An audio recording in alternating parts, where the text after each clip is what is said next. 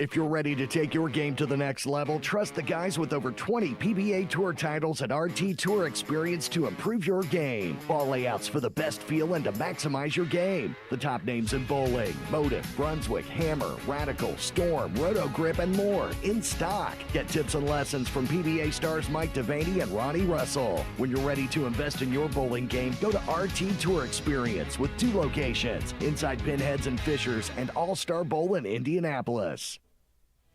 20-minute videos, but still get to see what the bowling ball does. So see if we can't finish off this first 10 frames with the fireball with a nice 300. If it does, I might reward myself. Close.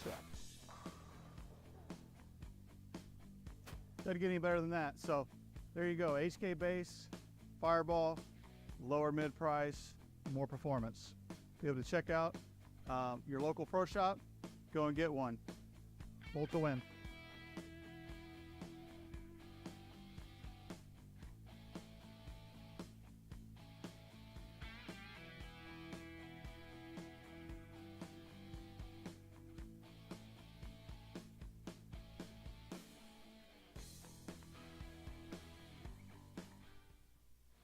Introducing the most innovative plant-based cleaner to hit the bowling world.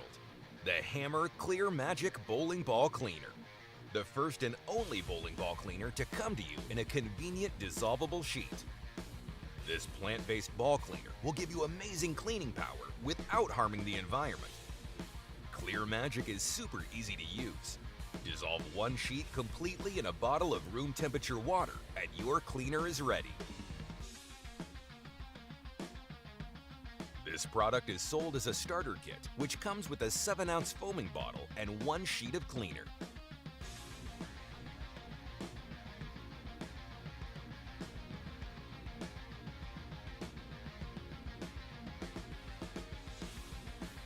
Clear Magic Bowling Ball Cleaner is great for removing oil and belt marks from the surface of the ball.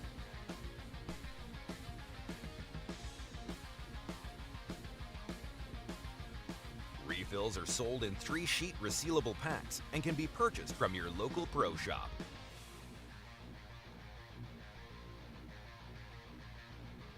Clear Magic is USBC approved for before and after competition. Talk to your local pro shop for more information on how to pick up some planet-friendly Clear Magic today.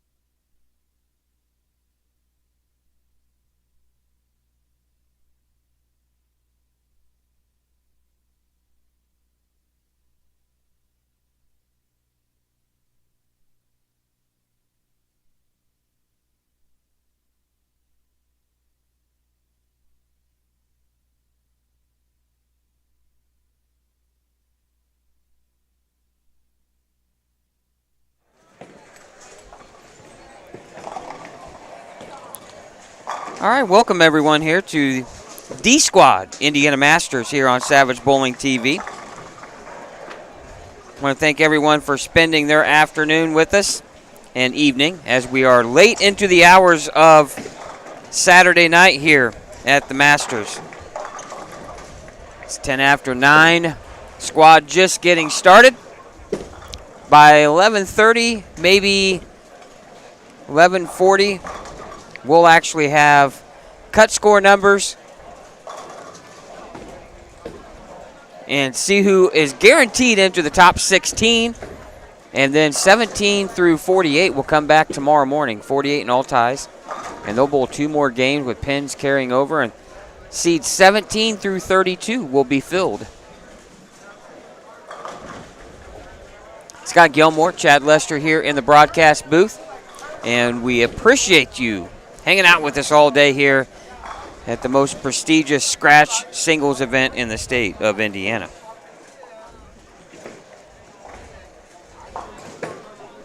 Yeah, this is what it's all about right here, this last squad.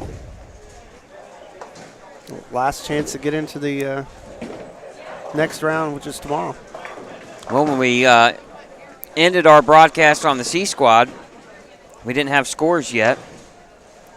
But right now, Zach Weidman's still leading with a 685. He shot that on the A squad. Trevor Parov, he was able to hang on. He opened with a 236, shot 614. And right now, Chad, that is tied for 13th and 14th. So your number right now, of course, they still have, he hasn't removed TJ in here. 1, 2, 3. The duplicates. Is Trent Jarvis at plus 11 is your cut right now. And Trent struggled both. He shot 191, 174, and then closed with a 246 game. And it's just amazing how guys are able to shoot a big game and then a little game. Yeah. Just shows you the difference in the pairs.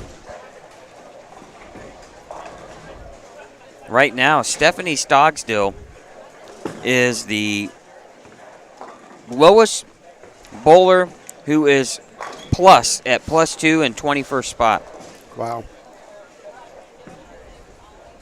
Actually, she's in 20th. So pretty impressive. Only 20 people now with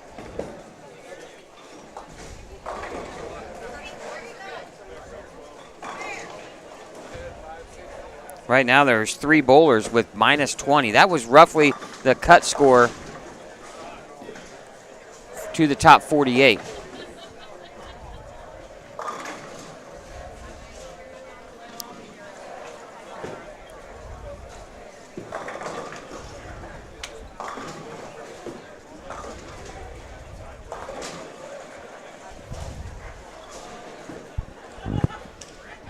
All right, looking at our pairs, we have Dustin Delk, Gene Perez on lanes 5 and 6. Right in front of us, we have Nate Heichelbeck and Jonathan Chase, who from Lafayette. He's a former high school state champion, too. Yeah. Team event. Lafayette Harrison High School. Yep. Bowled with Jeffrey Mann. That was a pretty good team. Well, a lot of people should know how good Jeffrey was. Yep.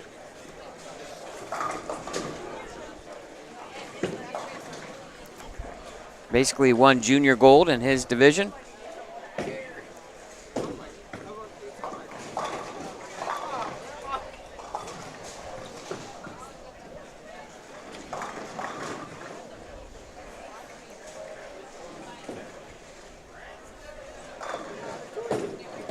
So much of this is controlling what your ball does down lane.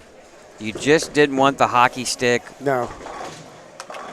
And it's at a situation where you just try not to grab it. Right. So it doesn't hockey stick. But then you miss that a little bit, and then it sails.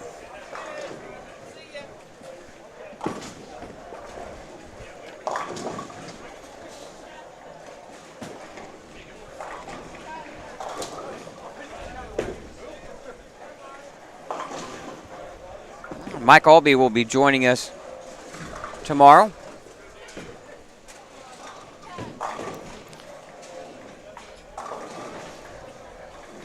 Be nice to get his thoughts on tomorrow's U.S. Open show, and is it really the greatest ever? I mean, he's seen a lot of top fives.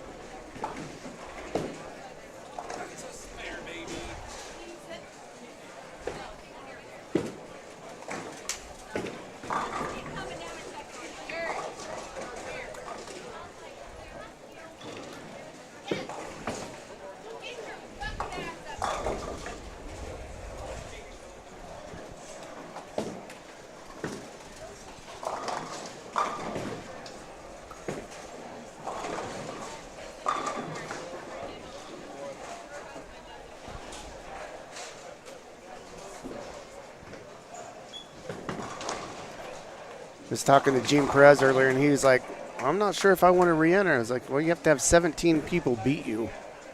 Right.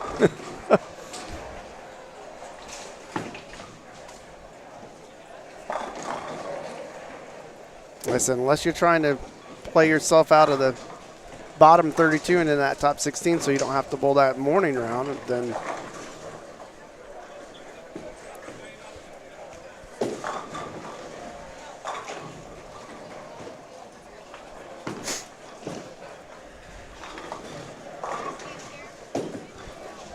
we see a lot of balls going Brooklyn. Yep. Especially when they do not get to the head pin the frame before. Overcorrect. Mm-hmm. What's amazing to me is how many guys are hooking at cross lane single pins. I know. I mean, it's just so unpredictable. No.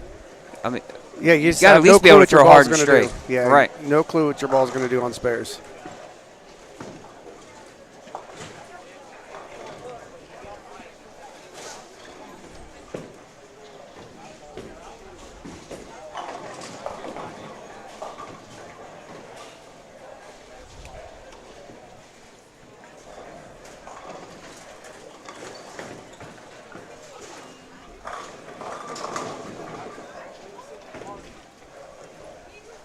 Good shot there from Jonathan Chase after a couple of open frames to start his first game.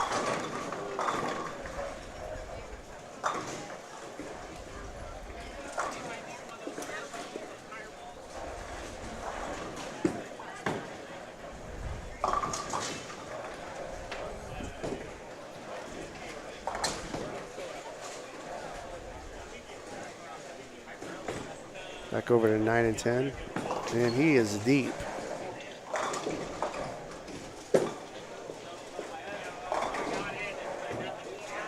That's when, like if you're Dylan Holford right there, that's when you got to learn to do a little bit of what Belmo does. Instead of just trying to overpower the lane, learn how to maybe come up underneath the back of the ball to blend it out so you can play just a little bit straighter if you have to. Because that's just going to be a tough shot to replicate over and over and over again. And let's face it, you got a break there, right, on the Brooklyn. Yeah, less side roll and more end over end to smooth it out.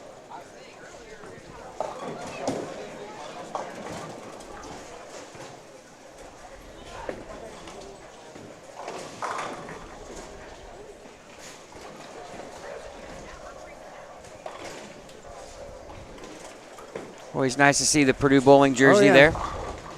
They have some cool jerseys this year.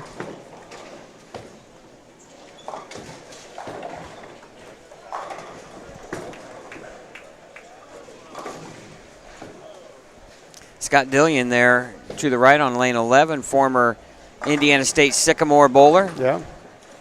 Bowled in the mid to late 90s.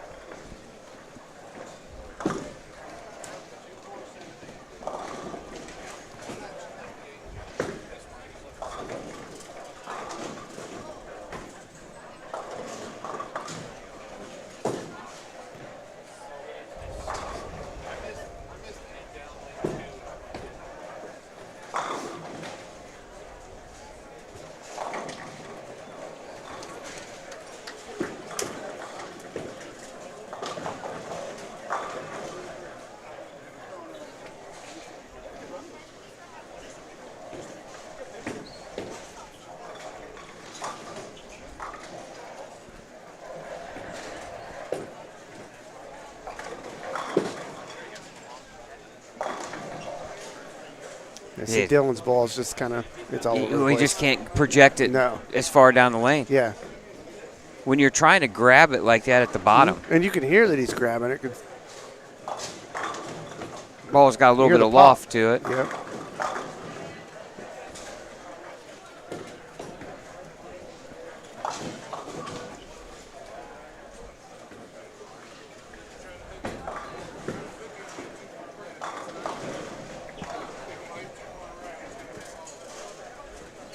And plus, you know, when you're playing in front of the ball return on the right lane, you're only taking a handful of steps.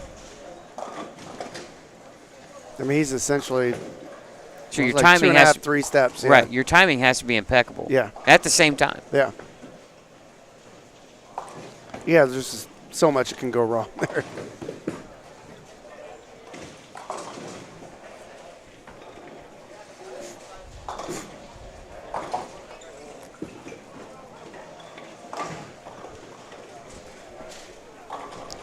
And Jackson Cross here on lane 11. Oh, yeah. Lafayette bowler. Well, you know one thing Jackson's going to do. He's going to play pretty straight. Yeah.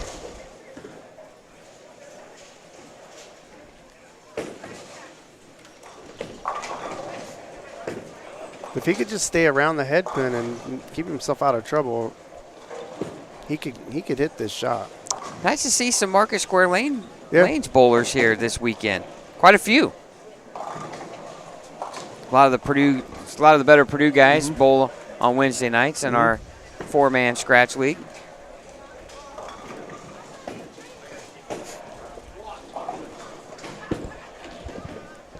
Our teammates bowling today. I think he said he's down on 28. He'll be down this way in the next game. Zach Collier. Yeah. Yeah, we should see him the third game, I think, right? Yeah, I didn't count the pairs. I think it's either going to be the next 6. game or the third game.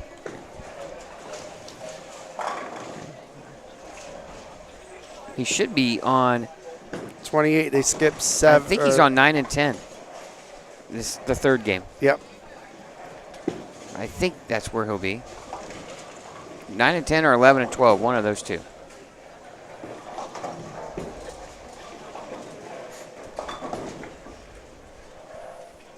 All right, 5 frames in. Do we see any strings? Get the strings of strikes alert? I do not see anything, at least right in front of us. Gene Perez with strike spared double to start through 4. But other than that, nothing. I don't see any strings.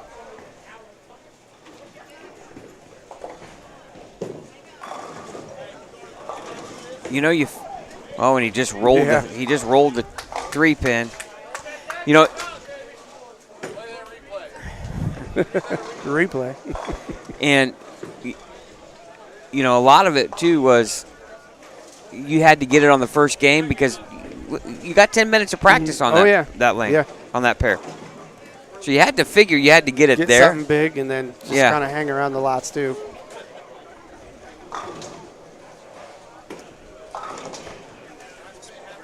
That was a great shot, Gene. Come on. Hey, it doesn't matter if it's bad on this condition. If it counts on the scoreboard.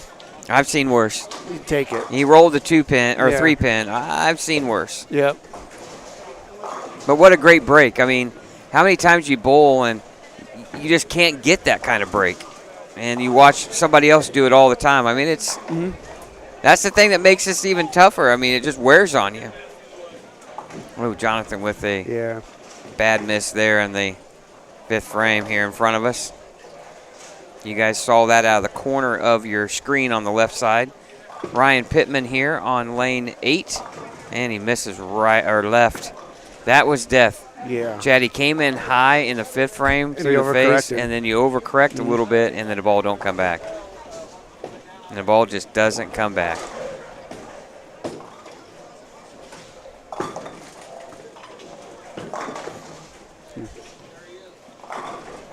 I told a lot of guys who were maybe 8 spots ahead of the cut score, I thought, I don't know if you're going to have that many guys go around you.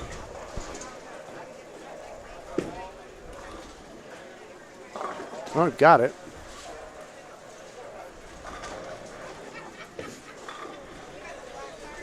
You just can't get yourself in a position where, oh, you know, if I throw the last 4, or if I strike out, I can shoot 220, and you're thinking, okay, that's getting the last 6. That's not. Yeah, no. I mean, that's just not a feasible thing to do here on this pattern. We haven't seen very many people do that at all today.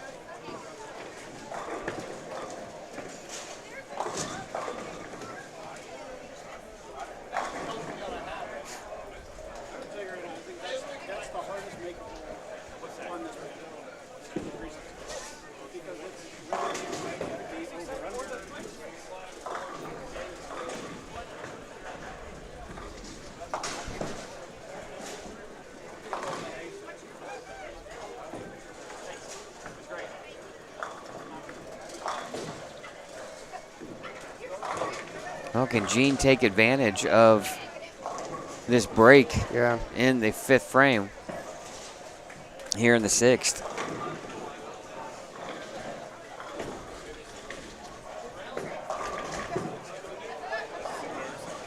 Nope. No, wash out.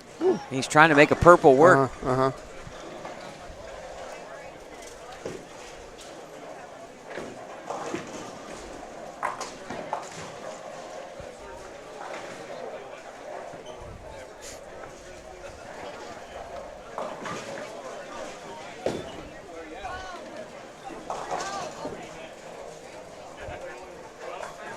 Back down here on 13 through 16.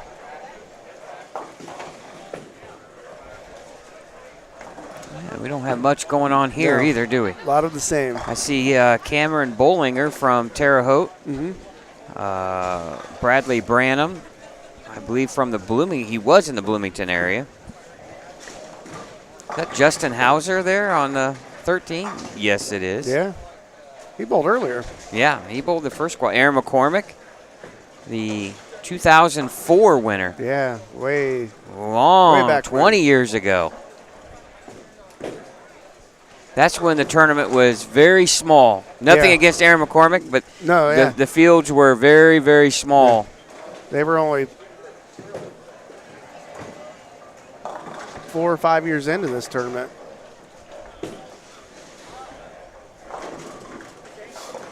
But the first one was in 2000.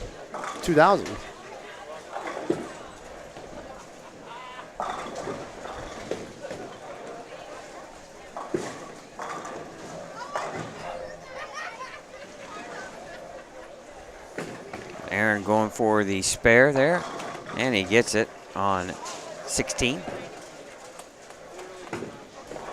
Do want to thank Lane Talk for all their help. Oh, yeah. We met with them on Friday night at the U.S. Open. Yeah, it is last night. Boy, it feels like several nights ago, Chad. Yeah. I've lost track of days already. Yeah, I know. Like yesterday. I feel like I've been here 2 days already. They helped us out, and obviously scoring. You can see the scores for each player there on the top of your screen. Want to thank them for their help there.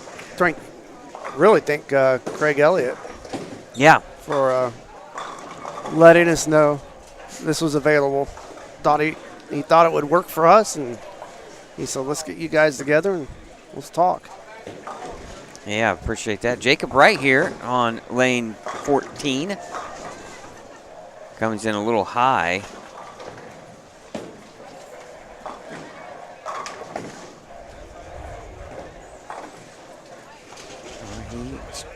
Off to a good start. Got a double there, clean so far through 5 or 6.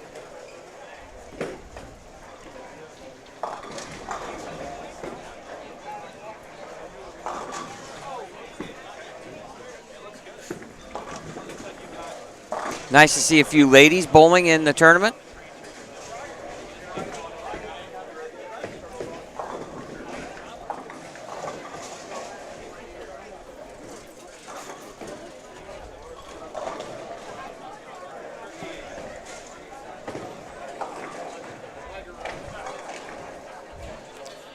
See here, Aaron up here on 15.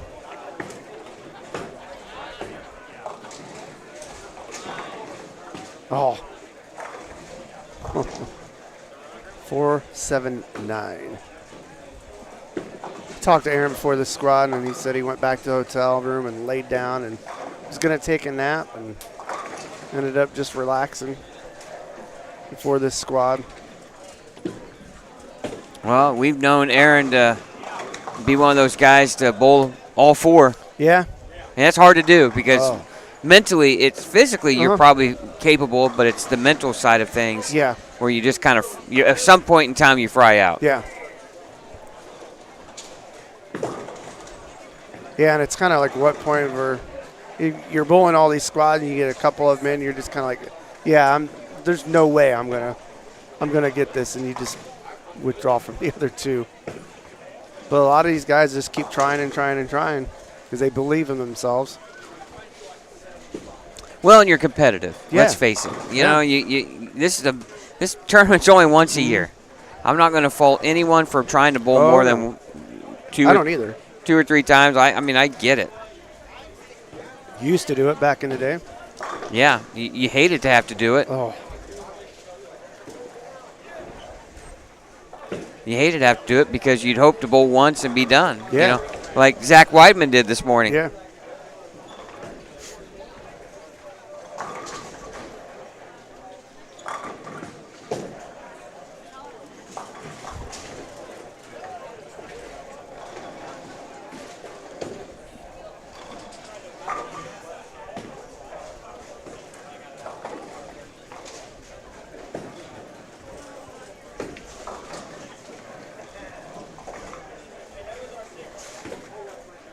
Well, the facial expressions you get sometimes of these bowlers after a shot, it's just, you know, as a player and as someone that has tried their shot at this, you know the anguish they feel. Oh, yeah.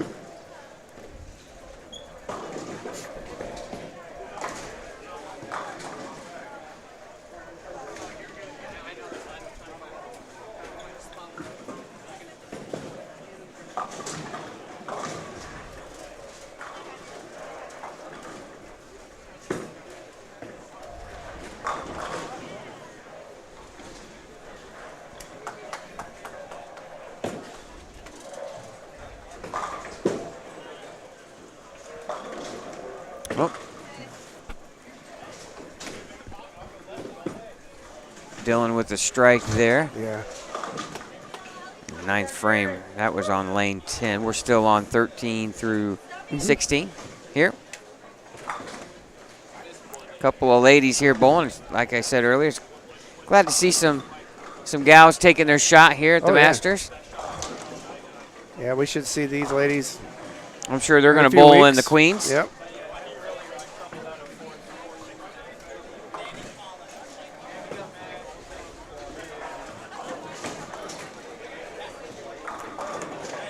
Nice shot there.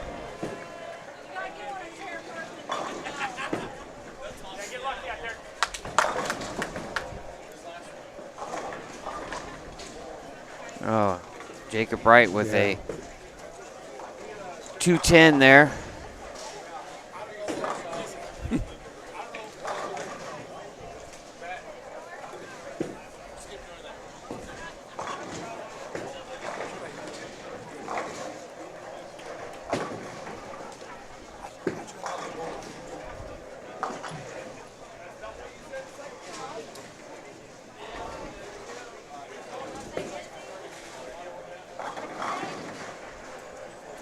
Young man there that just threw the ball on 15. He bowled for, he's from the Newcastle area. He bowled on our, in one of our high school events and did real well. I can't remember his name, but he throws it pretty well. But, you know, it's amazing that, I don't know how many years ago, but it's like, man, he's a young man. No, you know, he's not a kid anymore. And, of course, he just missed the 6-pin there. Yeah, it's kind of nice to see these high school kids that we've seen on our telecast and see where their game's gone, like how they threw it then and how they throw it now. Bailey Maverick's a prime example of that. They've worked hard at their game, and become better bowlers.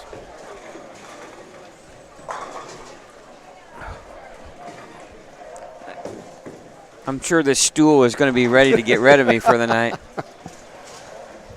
You're coming back tomorrow? That's right. Yeah, but we're going to get a good night's sleep, breakfast in the morning, some coffee. We'll be refreshed. Yeah. Ready to go. Yeah. Tomorrow's not as long. Much more action-packed.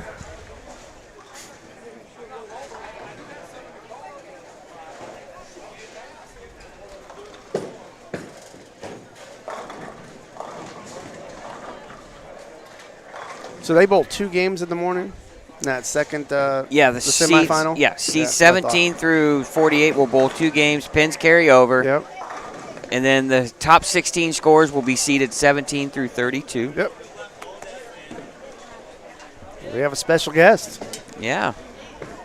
They're going to be excited. They're not going to have to listen to us over and over again. You're welcome, Jeff.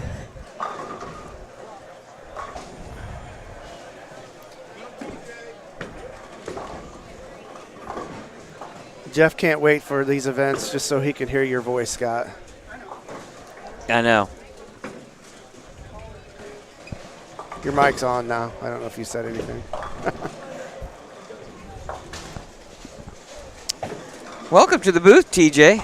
Thank you. I mean, I wish we could be seated up a little bit higher, but hey, you know, it's not too bad. Yeah, still get a good view of everything that's going on. Well, another squad checked off your box where you made the cut, and now you're off to looks. I'm going to say you have to be thinking, I don't have to bowl until about noon tomorrow. Well, that would be very nice, yes. After the first squad going plus 25, yeah, I didn't think it would have a chance because I think I was 7th after the first squad. Yeah. And now after you dropped to 10th. So 3 guys. Think guys about in that. the last 3 squads. 300 or 2 squads. 200 plus players. Yeah.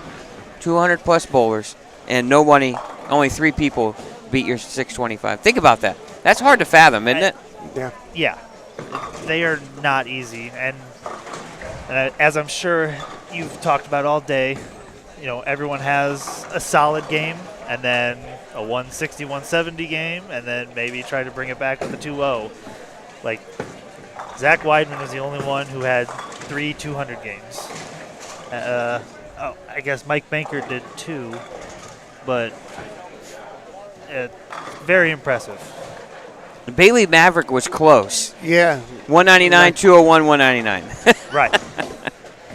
and even there, you know, 199, I'm sure there was an open in there somewhere, or 2. Yeah. And just turning that into a bigger game is just tough.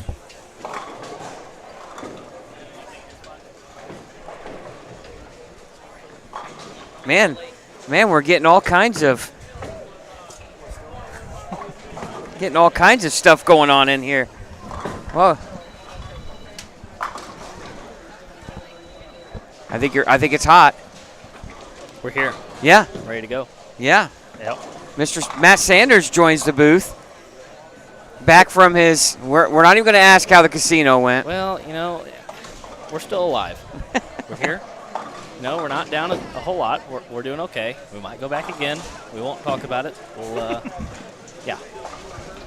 You know, if they're running out of the casino as you're going to your vehicle, begging you to come back in, that's not good. Yeah, you know, we had to walk a really long ways too, so I don't know if it's worth it at this point. Well, I don't want to like throw gas on the fire or throw salt in the wound or anything like that, but hopefully it went better than the 24 games of match play at the U.S. Open. That wasn't fun. That was a long 3 rounds of bowling. So, yeah, no, it's been a long week, but here to watch some action here in the last squad for the Indiana Masters. Yeah, do you hate the fact that you're not bowling to a degree? Sort of, but I am really sore, so I am totally fine sitting here with you two right now. So Well, I mean, I get it. When you've done, it's sometimes it's obviously physical because some said they had some issues with the approaches, being a little tacky, but the mental grind of what that puts you through is, I mean, that is very taxing.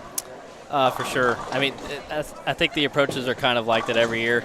They're not bad. It's just sometimes the corners get a little bit tacky, and it just kind of throws you off because it doesn't feel like it happens all the time. That's really what makes it worse. But, yeah, I mean, that would have been 56 games for the week. And, 5 days plus all the practice? I mean, you could throw, possibly 80 games bowled basically with all the practicing and stuff in just a few short days. So just a little exhausted right now. But then we'll have to go again next week. Yeah, you're off until Monday? Yeah, I think we have practice Monday. Yeah, right after the PTQ, I believe, in Illinois.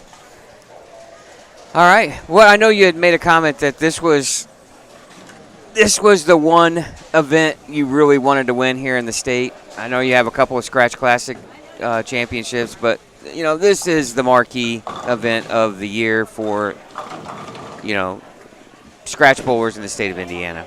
Yeah, I mean, we all can't be like TJ Schmidt and just win everything. Oh, I know. I'd like to try. Yeah. What's it like, TJ, to win 2 of these? Surreal, really. I mean, it's the hardest. Almost tournament. speechless. I mean, really, it's one of the hardest tournaments to win because once you get into match play, it is a total anything can happen. Yes, that's the biggest thing. And also, because it's one game, double elimination, you are at the mercy of the pair you are on, who you are following, having to make moves so quickly.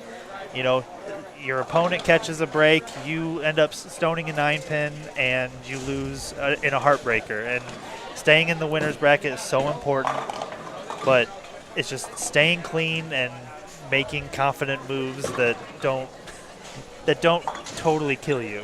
For sure. I mean, it's never easy.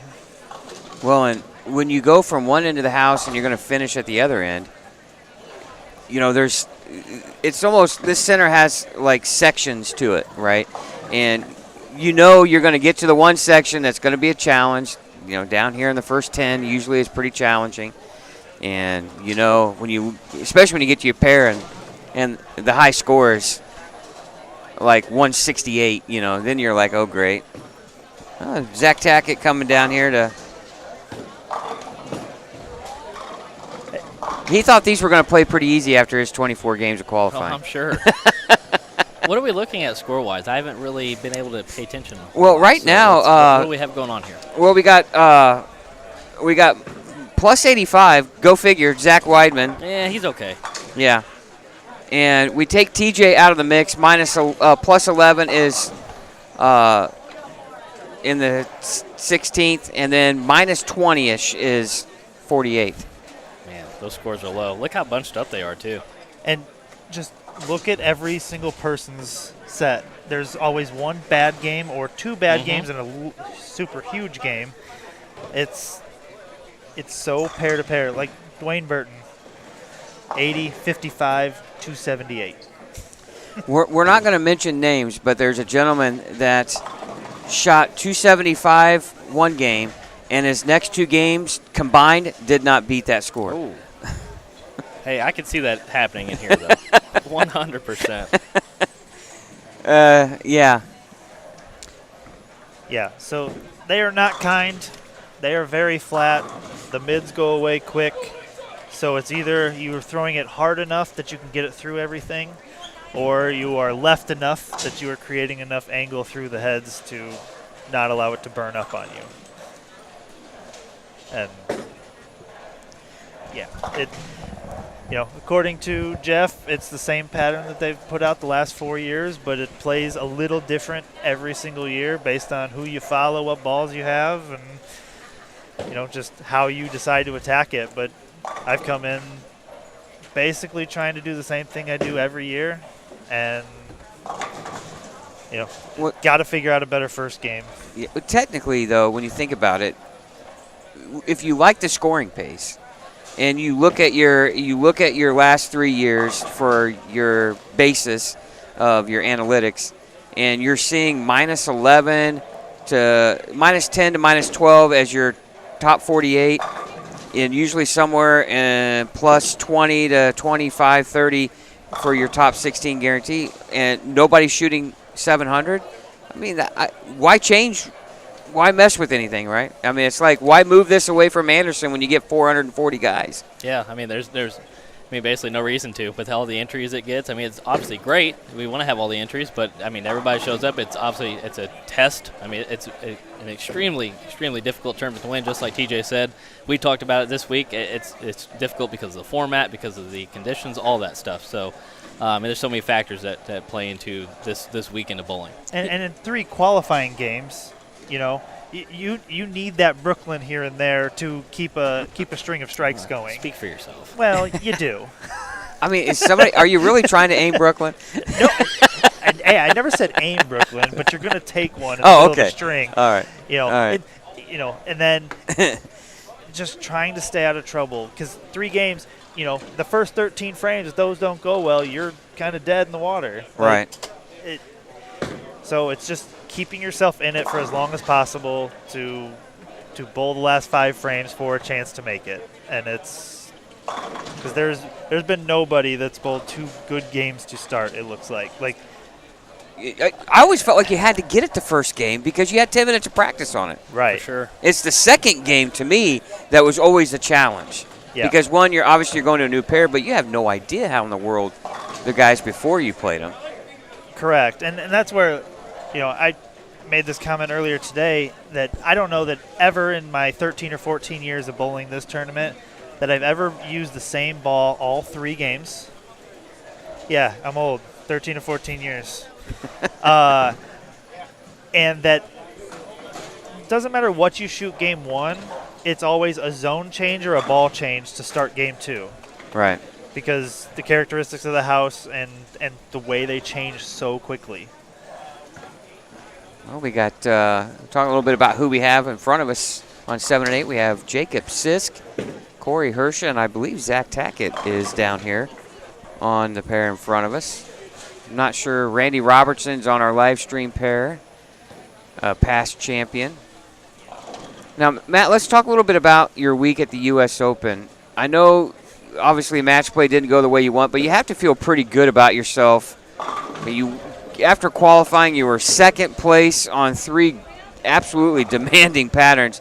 You have to feel good about where your game is right now as you head into the season, don't you? For sure. I mean, I had a pretty decent first week at the Players' Championship. Started off slow to the year and made up for it the last 3 rounds. And came into this week feeling good. Like plenty of people ask, I'm coming to kind of a home center type style. Been there a lot, and luckily I bowled there plenty of times. Bowled really well, so I feel comfortable. But yeah, I honestly feel like I threw the ball really well this week, especially those first 3 rounds of qualifying. And at the same time, it felt rewarding because I had to do completely different things every single time with different bowling balls, different parts of the lane, which is really fun to do to me, to be able to feel more versatile and just show who's bowling well at that time. So I felt really good. I still felt good in the match play portion. It was just a little tougher at that point, and those guys started striking and we couldn't keep up. So it is what it is, and we just kind of got to move on to next week. It was a long week, and hopefully we can bring it back. I know you made a comment that it was tough because a good game for you guys was like you're shooting a 220 or 230, but the other guys, it was 260, 270, right? And in some cases, even bigger than that. Yeah, for sure. No, if I could figure out a way to get 210 or 220, it felt really good, but unfortunately it felt like I was still 20 pins behind at that point. And you're going to have weeks like that.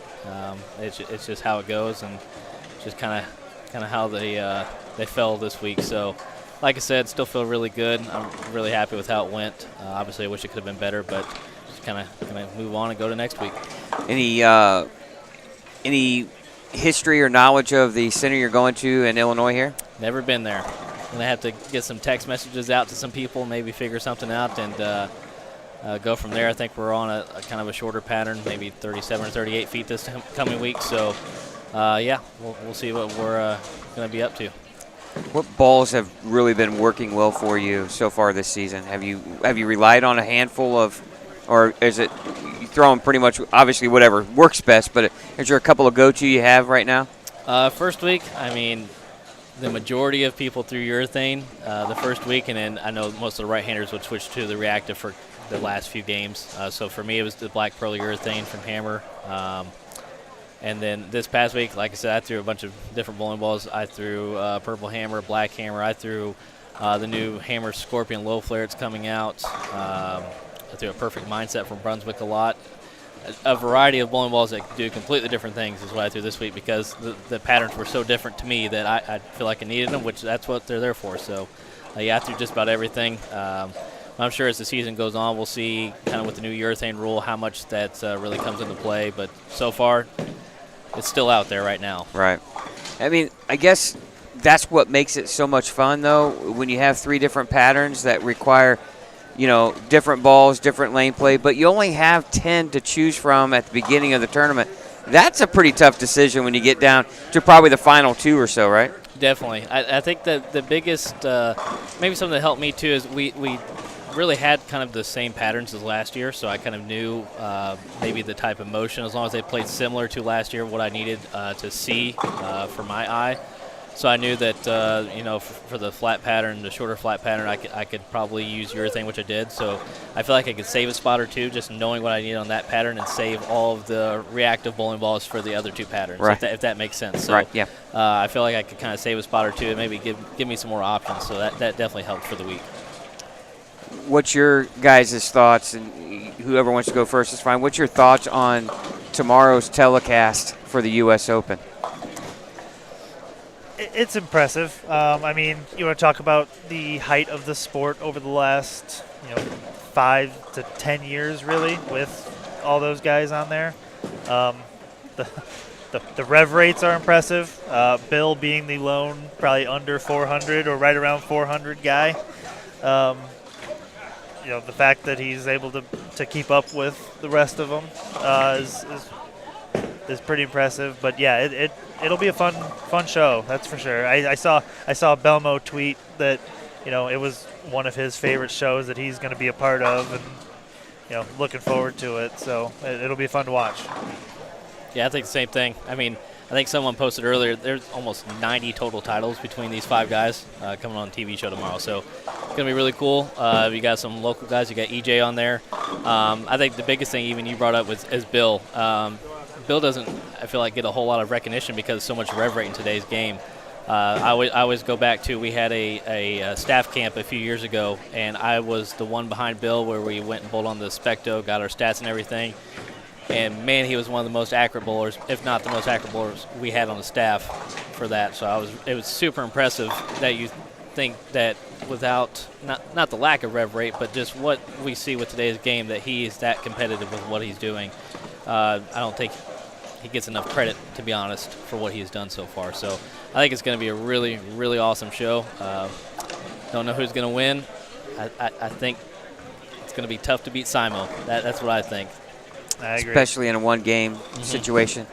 And Chad and I were talking earlier, too, and a great point is there's going to be a lot of potential history made tomorrow when you look at it, because Belmo's going for the double Grand Slam if he wins. Simo is going to become the youngest 6-time major winner in PBA Tour history if he wins. EJ Tackett's going to be the first guy to win back-to-back U.S. Opens in almost 30 years. And Bill is going for back-to-back majors to start a season out, something that just doesn't happen very often, right? I think Belmo was the last guy to do it in 2020. The only guy that really isn't going to make true history is Kyle Troop. But, however, when we talked to Kyle Friday night at the end of the squad, he took not offense to it, but he kind of made a big deal about the Big 3 photo that was posted with Simo, Belmo, and Tackett, and he wasn't in. He goes, hey, I get it. And he was making fun of it a little bit, in good humor, natured. But, Kyle is right there with those guys when you really think about it, if you go back to the last 3 or 4 years on tour. So Yeah, Belmo said it best in our interview with him is if you don't watch tomorrow's show, you don't like bowling. Plain and simple. Yeah, I think you're completely right there. I mean, I don't think right now you can get a better top 5. That's plain and simple. I mean, that's good luck picking someone to win. The only thing is, I mean, I think it'd be tough to beat Simo, but at the same time, we know how much of an advantage it is to be bowling those games and winning matches and knowing exactly what your ball is doing at that time, and someone comes in to that TV set, and it could be a struggle for them. That happens a lot. So you just never know. Yeah, I talked to EJ a little bit about, can you manage the emotions of the moment tomorrow? Because, you know, his newborn is there. You know, first time that he's going to bowl a tournament on TV with his son, right? There's a lot of emotions running there. Can he manage those, you know, and migrate through the game and come out with a win? Because not only he, but Bill, they have to run the table against the who's who of the PBA Tour right now, and all two-handers. You know, it's just it's going to be a very compelling TV show. Agreed. And if you want to get somebody into bowling, tell them to watch tomorrow. Yeah. I hope this. Now, Matt, you bowled on TV before. You practiced on the pair. Is there a chance that these guys could beat this pair up before they actually even start, and you might see some guys scoring really be low? I mean, is that a potential thing to happen? I think it could. To me, for the few times I've been in that situation, I mean, the TV set always plays different with the lights and all that stuff. It really affects it. From what I saw this week on that pattern in match play, I honestly felt like the urethane to start from the right side and their traffic actually helped them, and their scores got better as the day went on. So it could go the other way, too, is what I'm saying. I mean, if they really want to mess it up, they probably could. But I could also see, you know, if they throw urethane the right way where they can carry it down and get some hold, you know, maybe the middle of the TV show, you just never know. I think it's kind of a toss-up.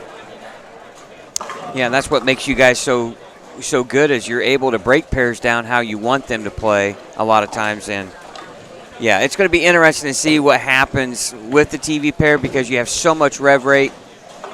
But, you know, I watched Bill O'Neill play sixth arrow with a theorem his last 3 or 4 games of match play and bowled real well. Yeah, man, he was like possibly the second or third to last guy into the top 24, and then all of a sudden I look over and he is basically where I was in the standings, and I'm like, what in the world were you doing this whole time? I had no clue, but then I looked over and he was throwing that theorem, a shiny ball just in the middle of the lane. He struck so much. I had no clue because I just wasn't zoned in on what he was doing, but he made up so many pins. I was like, oh boy, here we go. He barely made it in every cut. Yeah. He barely made it into the advancers round, and he barely made it into match play. I think another thing, I don't want to keep just speak on him. A lot of people don't realize that, I don't want to say I'm 100% right on this, but if I remember right, for about 90% of all of the last PBA Tour season, he threw 14 pounds and did not bowl very well. And then I remember talking to him at the end of the season. He switched back to 15 pounds, and he had a really good finish to the season. And what's happening to start this season with the 15 pounds? He's right there again. So he spent a lot of time, it felt like all season last year with the 14 pounds and didn't obviously get the results he wanted. And then all of a sudden he goes back and he's right in the mix. I believe it was USBC Masters is when he switched back. Yeah, right at the end of the season. I mean, there wasn't much. I remember showing up and they were drilling a whole bunch of new stuff for him because he decided to switch back. Because USBC Masters was towards the end of your March, season. Yeah, I think right? so. Right? It was at the end of March. March, April. Yeah. So, yeah, that's about the time that I think he switched back. And I forget if he bowled well there, or if that was like the start of it. But, yeah. Well, and here's the thing that I think Bill doesn't get enough credit for. He is a shot maker. And you can talk to a lot of guys on tour. You know, if you need a strike in a situation, there's not many guys that you're picking in front of Bill O'Neill, and a lot of guys would pick him as a guy if you really need to have one. Tommy Jones is another one. You know, Tommy is one of the most clutch players. You can go to and ask Chris Barnes if you're in a Team USA event and it's down to the 10th frame and you're looking at Team Gold and who do you want to make that shot? They're going to pick Tommy Jones. I mean, that's just – but that Bill O'Neill's in that category. Definitely. Yeah. Definitely. You know, hey, we want you to watch tomorrow here at the Indiana Masters. Please watch here on Savage Bowling TV. You can have that little PBA screen up in your top right corner, picture-in-picture, however you want to do it. But, yeah, it's going to be – I'm just glad it's later in the day because, you know, we might be throughout most of our event tomorrow. But it is going – I'm glad, too, that Fox and the PBA settled on another half an hour. It's a 2.5-hour show now. So – from what I'm told, I don't know the specifics of it yet, but it might just be kind of a pre-game added to it, is what I'm hearing. Not really moving the show like the bowling itself up. I think they're getting added time. Which is great. May be wrong, but from what I'm seeing, that may be it, which would be awesome. Yeah, why would you not want to hype this? Yes. I mean, if the PBA is going to pick, you know, no offense to anybody, right? You know, they're four of these guys, at least the PBA is going to probably kind of pick in a way because of ratings driven situations. Obviously, like in your situation, Matt, being a hometown kid, that's a great story. They'd probably go for that, right? But you know how it is. These guys are the most compelling players, and that can do a lot of things with bowling balls. It's really a dream scenario. Now, what would really be cool, in my opinion, if you had a whole bunch of Indiana guys, you, Zach, Tackett, even Zach Weidman, you get EJ, you get all these Indiana guys bowling in Indianapolis for a U.S. Open. Now that would be something else too. I think it would be. That would always wanted to somehow figure out how to get on a show with EJ, especially here in Indy, would be awesome. So yeah, we need this Indiana State High School Bowling State Finals rematch again. Yeah, you know, I beat them that one time. I don't really want to. You're undefeated, right? I don't really want to give him another opportunity. You know, I've had my fair share of wins against him. You know, I kind of want to cut that off, not give him a chance to get a one up on me. You know. All right, we appreciate you watching here. Great to have you here on Savage Bowling TV. Scott Gilmore, TJ Schmidt, and Matt Sanders in the broadcast booth. I want to thank you guys for hopping in and joining us here as we're wrapping up qualifying for the 2024 Indiana Masters here from Championship Lanes in Anderson, Indiana. 10:05 our time, and we're about almost halfway through game number 2. It's past my bedtime. Boy, you're not kidding. Tell you what, with the 2 small kids, 10 o'clock means I'm in bed. Yeah. Sorry, does that make me old, Matt? You're showing your age on this telecast. I know. Mister, I've been bowling this tournament for 13 years. I'm not going to hide who I am. I know. You know, Jeff Circle told me earlier today that next year it's the 25th anniversary of this event. Wow. So there might be some special things coming next year. Before we get too far into this, I want to thank our sponsors, the brands of Brunswick, Big 4 Socks, Mike Alby's Arrowhead Bowl, A1 Automotive, RT Tour Experience, Pinhead's Entertainment Center, and Tim Mack's Victory Lane Pro Shops. And one more quick bit of information. If you're looking to bowl some scratch tournaments or even handicap team events, you can go to indianastateusbc.org for a list of entries and events that are going on, like the Open Championships at Mike Alby's Arrowhead Bowl in Lafayette, the Women's Championships in Muncie and Muncie Lanes, the Youth Championships in Fort Wayne. You have the Youth Masters in Queens. You have the Senior Championships, and you also have the Indiana Queens coming up here on March 2nd right here at Championship Lanes. We'll be broadcasting that right here on Savage Bowling TV. If you'd like more information, and also the Scholarship Golf Scramble that'll be June 29th in Indianapolis at Saddlebrook Golf Course, go to the indianastateusbc.org. Well said. Thank you. Yeah, I got duties. Can't forget this stuff. Nope, important people those are. Yes, you know, you got to thank your sponsors. You know, and you guys know, as you are represented by brands and in the bowling world, and you got to thank your sponsors, and you also got to thank your tournament directors. You can't forget those guys either. All right, Yeah. we're waiting on scores for game 1. John Verbich in the chat room. John bowled really well today in Crawfordsville at the PBA 50 stop. He is in first heading into tomorrow's match play, averaging over 235 for his 8 games. Nice work. I'm sure you're not too disappointed not being here because, you know, you're leading your regional, trying to get your first PBA 50 regional title.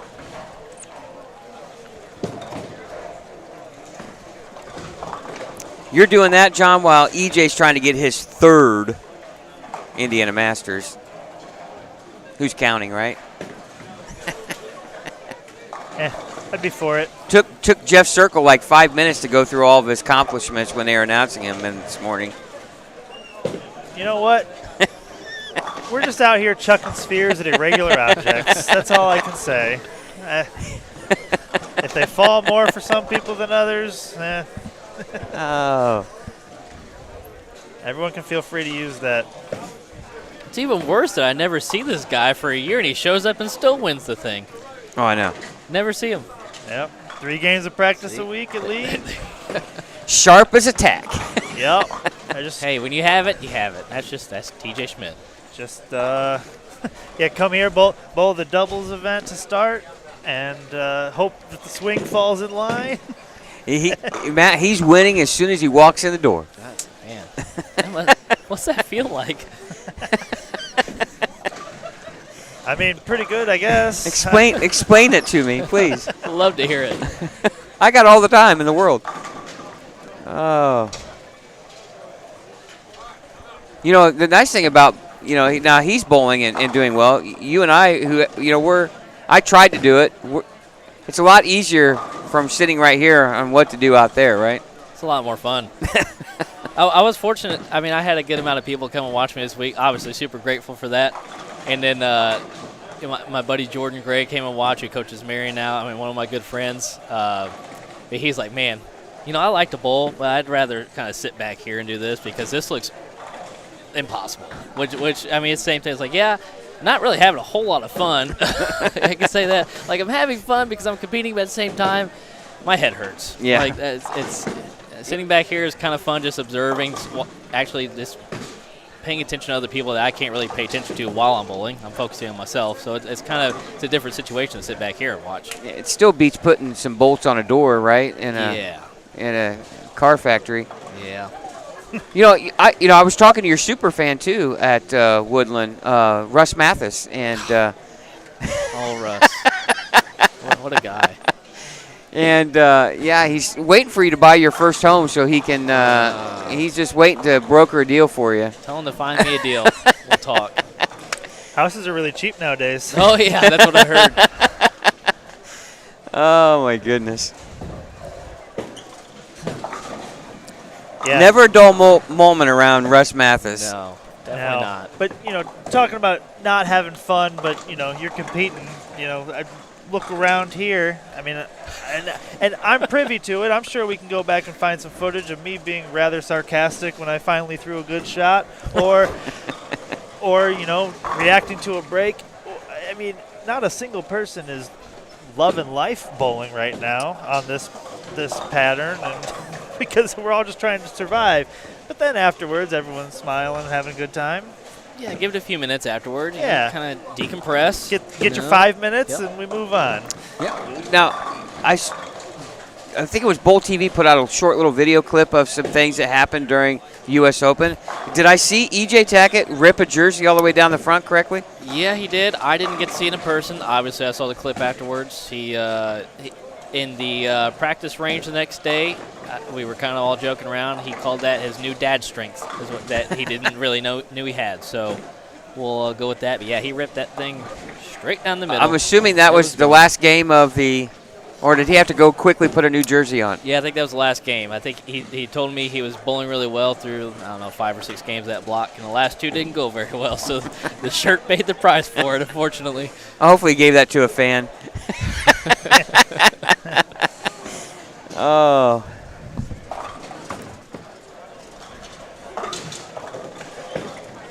One of my favorite shirt stories is Mason Brantley. 2013, when I first started bowling on the regional tour, bowled in Lorain, Ohio. It's a two-sided center, like a back-to-back, so one half is on one side, then you go through this hallway, and kind of similar to Expo. And we were bowling on one of the sides, and the surface was more like Guardian, and he was not bowling good. He ripped his shirt, went out to his car, changed shirts, came back in, shot 1,032 for his next four, and made the cut. And that's when I know, if you guys want to see someone who throws the ball absolutely disgusting, go look up Mason Brantley. Oh, yeah. He is fantastic. Effortless power. And that's the thing. There's so many guys that you don't see that are so good, right? I mean, you can just go through the list of guys just like that a lot of people aren't familiar with, that are just absolutely incredible players. You know, we talked about if we could change the PBA Tour, would be to give it more weeks. Let's say you have a 25 to 30 week season. You know, they had 36 back in the late 80s. Could you imagine the number of players that would come out and bowl on tour if you had a 30 to 36 week season? No, Yeah. for sure. Well, I mean, right now, though, I mean, our PTQs are loaded. They're on waiting lists and stuff, which is awesome, obviously. So many people wanting to bowl. Right now, same thing, like I said, not a whole lot of events, that's for sure, which compared to, 20, 25 years ago, it's just not the same. Hopefully, I'd love to see that changed here soon. But, yeah, that's it's tough in the fact that, there's still a lot of injuries and things that happen. I mean, whether you're bowling or not bowling. And, if you have to miss a couple events, you're at risk of not being able to bowl next season, especially coming up. So it's pretty risky at some point. Yeah, so that's a concern for Kyle Sherman right now. Yeah, and he bowled on TV today. And but he didn't bowl this week, so I was surprised to see that. I haven't talked to him in a while, but, yeah, he didn't bowl this week, but he bowled the show today, so I'm sure he'll be back next week. Yeah, he's hoping to bowl in Illinois this coming week. He didn't bowl the U.S. Open because he didn't think he could bowl that number of games back to back to back. For sure. Yeah, I can see that. He's having some hip problems still, and it's really a shame because, Kyle is starting to really kind of, I'm not saying get the tour, but he's grown and developed and has become a threat to win. And like you're saying, though, Matt, when you're talking about maybe the points, maybe only the top 43, you're missing triple points. Yeah, there's a lot of pressure. I mean, for the majors, we start off with two majors. Whether you like it or not, we start off with two majors on the season, and he missed both of them, which obviously it really stinks. Like, you don't want to see anybody have to deal with something like that. But it puts a lot of pressure on you, and people don't realize that to come out there and performing to be able to do your job. I know a lot of people are like, man, I really want to. Must be nice to go out there and be a professional bowler, which, yeah, it is. I mean, I'm grateful for that, but there's a lot of things that people don't realize and stuff like that. It's a lot of pressure. There's so many different things that go on out there. Being away from family, being away from friends for the longest time. I mean, I have a big stretch of several weeks. I'll be gone. I just won't be home. It's just different that most people don't live that life, and it's for someone like Kyle, I think you're right. I mean, we're getting to the age where you're kind of like, we've been out there for several years, maturing as a person, as a bowler. You really want to see him just be at his full potential, essentially. So you want him to be out there and healthy, and hopefully he gets back soon and ready to go. Yeah, it's just frustrating. Injuries are never fun. No, definitely not. Especially when, for you guys, the season is so short, right? And it's always tough, too. I talked to Brad Miller for a little bit on the practice day, and it's frustrating. He felt and I know scheduling and what center's available and all that dictates everything, but it's a little more frustrating when you start the season with two of the biggest events of the year. You can't get your feet wet. Yeah. Right, staying over, just travel and bowling, and you're right into your two biggest events of the year, and it's always tough from that standpoint. Yeah, I think that's definitely a big thing. We talk about that a lot. What really it like you said, it's tough because it depends on the bowling center, and the biggest factor of them all, honestly, is TV. If we want to get that stuff on TV, we're kind of at the reins of the broadcaster. So that plays a huge factor in it, and so stuff like that, the bowling center, when they can have us and accommodate us, what bowling center can accommodate us with the size and everything, which is getting more and more difficult nowadays. Yeah.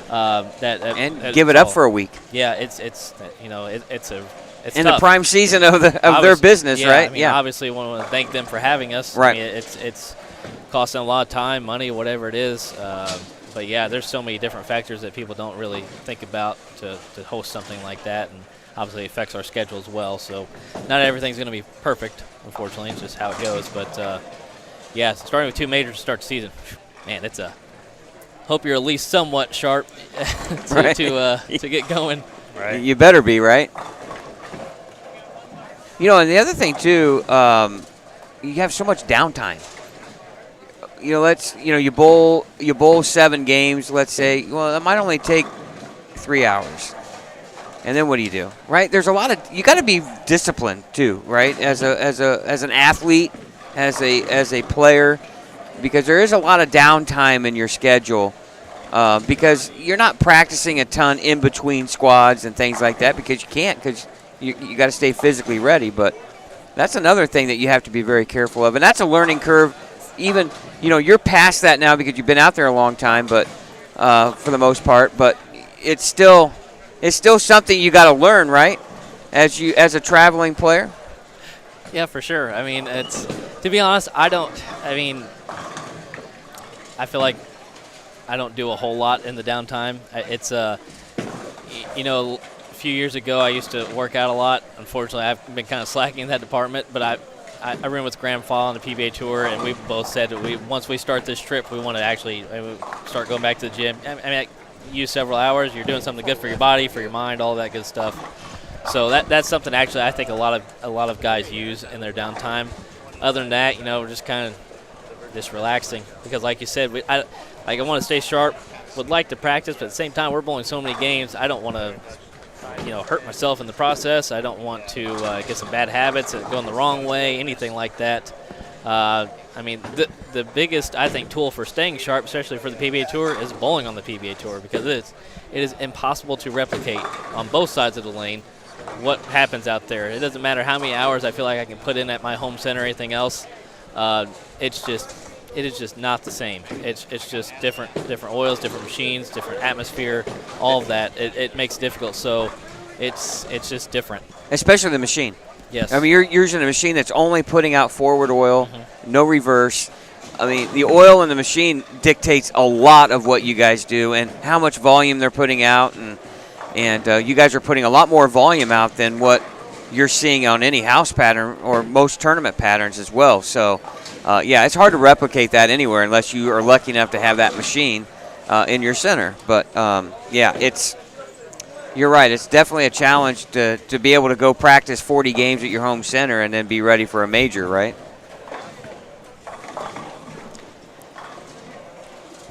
Yeah, it's always a different environment, right? It is, yes.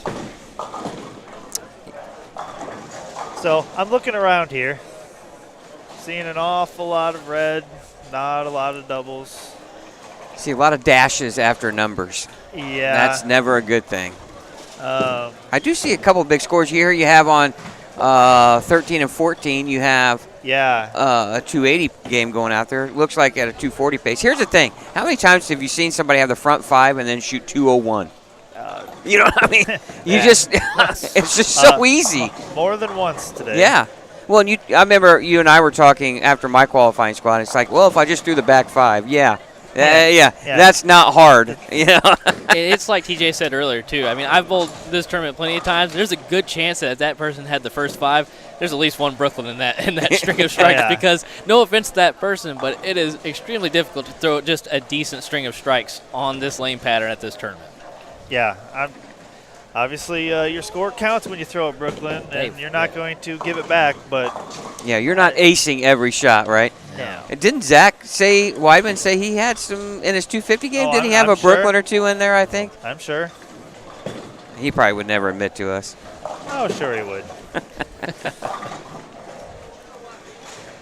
Yeah, so far, looking around, I also haven't seen any updated scores yet. Yeah, I was hoping we'd see some an updated score sheet here after game 1. We're almost through game 2.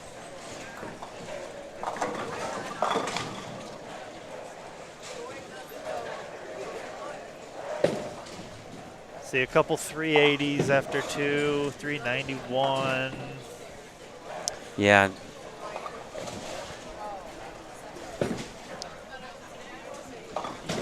I'm sure. They probably have updated the Google Doc, but my technical guy is not here anymore. We kind of shoot him away. Yeah.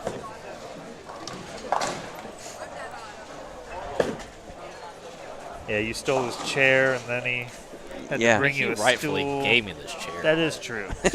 Okay, so let's see. I told him I would stand. So lane 13, we got a left-hander. I'm not familiar with him. Well, That's the one who has 5 in a row on 280 pace. and a bucket. Never mind. That We did. Jared Melton, I believe. Ah, yes. Did not. Sharp mind I had. Yeah. There, You know what? There's no announcer jinx there. You know some people, right? Ooh. Yeah. Well, Matt, I was telling TJ, Jeff told me there's 65 new bowlers that were prepaid. Wow, that is a lot. That were prepaid. I don't know if there's more than that have actually Wow. bowled. There were 65 new bowlers. That is That's a number. lot of number. I mean, that is, when you think there's 400 plus entries, you know, that's 15 to 20% of your field are brand new. I mean, that's just, yeah. That's great. Right now, it's almost to a point I think you're going to see next year that if you don't prepay, you might not get in the first 3 squads. Yeah. Yeah, there's usually a wait list at some point, I believe, at least day of. There was a wait sure. list for this last Yeah, squad. day of, there's at least a wait list for Yeah. the last maybe 2 squads, I There's feel like. there's been numerous times that the first squad filled up, and then when you got here, the second squad filled up at some point during the first squad. But when we got here today, the first 2 squads were already full, and there were only a handful of spots left on the third squad. I mean, that's unbelievable. That's 300 plus entries right there. Yeah, just an amazing. Got a good game right in front of us. Oh, yeah. 246. Wow. And that's where you wanted to play. I felt like you wanted to see the ball round shape. Correct. Guys were playing left, using, 10 so as your gutter. Yes, it depends on the equipment that you were throwing. Yes, TJ, tell us how you played them today. Inquiring minds would like to know. I started left and I went lefter. Stood left and threw right? Yes, and just had to be very good about how far right I got it. Should you tell them what you learned about your equipment? So here's Listen to this. Here's a public service announcement for all those listening. Check your PAP more than every 12 years. Because I learned that I used to be 5 1/4 over, 1/2 inch up. Now I'm 3 7/8 over, an 1.5 inch up. So everything that we've drilled for me in the last There's no who way. knows how long that we thought was more like a 4.5 or 5 inch long pin has actually been a 3. She's been drilling them really strong. And so I've wondered why later in some tournaments I get left and I have to almost trick it And down it's the just lane burning up. to try to get it to hook. And I'm like, I don't understand how these people are doing this. Hook at So- your toes and And just watch it roll end over end all the way to the pocket. So we drilled a virtual energy blackout with a true 5-inch pin based on my new PAP. And guess what? It hooks Was that the ticket? down lane. There you go. I mean, I finished on 9 and 10 earlier today and was going 25-7, and it was check marking and looked really good. So, I've now got to retool my entire arsenal because I learned this week, by the way. Just in time. I happened to be in town for work. I went and saw Zach Weidman, Luke Mathis at their pro shop in Greenfield, and they're like, "We need to check your PAP to see if we're actually doing this right." I don't know. Do we believe Zach?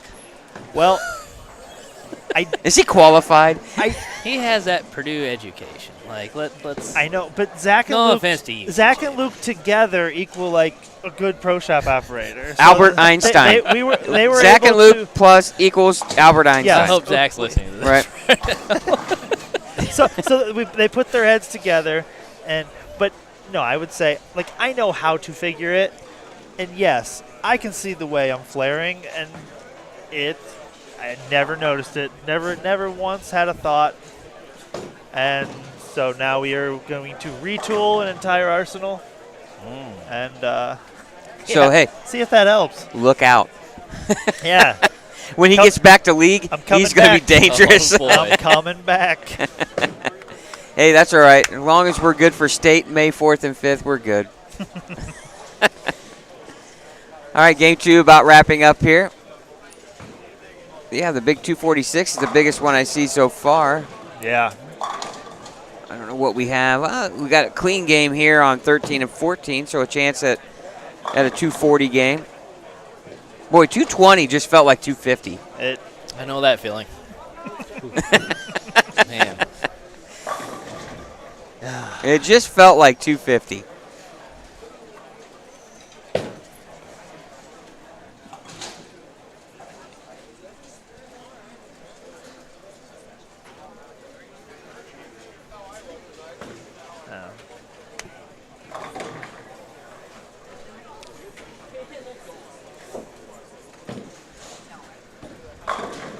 Woof.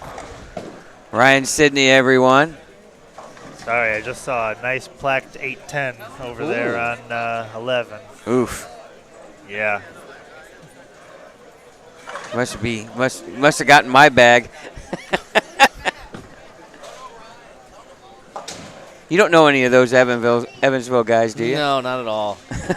They're not trying to be distracting or Do anything. you mean Motive Matt and Roto Ryan? Are those the two that you're talking about? Is that Roto Ryan and Motive Matt? What would Matt do? What would Matt do? That's what I've always wondered.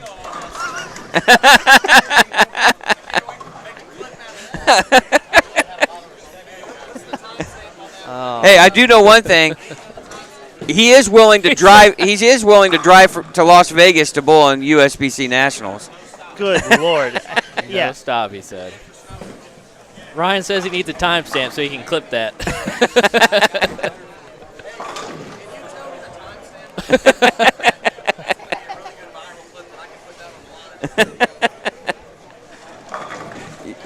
Let's see. You're about how many hours? What are we? About $1:30 into it.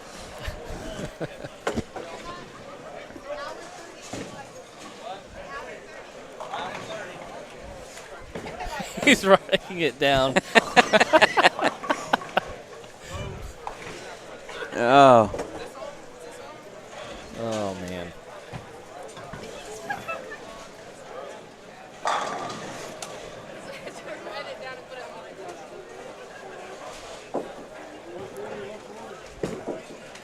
So what was what's the estimated cut number right now? Do you have kind of a number in mind that we looked at going into this block? For 48th or? Yeah, for 48th. We're probably thinking somewhere around. I'm guessing somewhere between 12 and 15 under. Okay. For probably top 48, and then I really think 618 is an easy in for top 16. So That sounds close. and, here's the frustrating thing. It's like minus 20 was the cut number to 48 right now, and I'm like, I can't shoot 580 on this.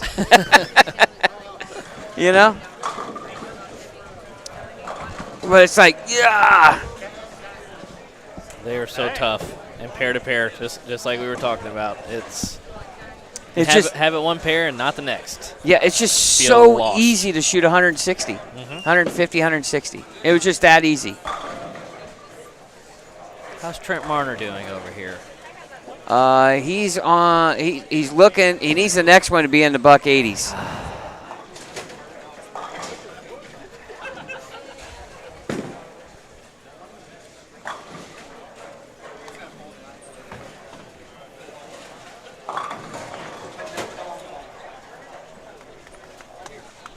Yeah, I've seen an awful lot of 3 counts and 2 counts today. Yeah, there's a.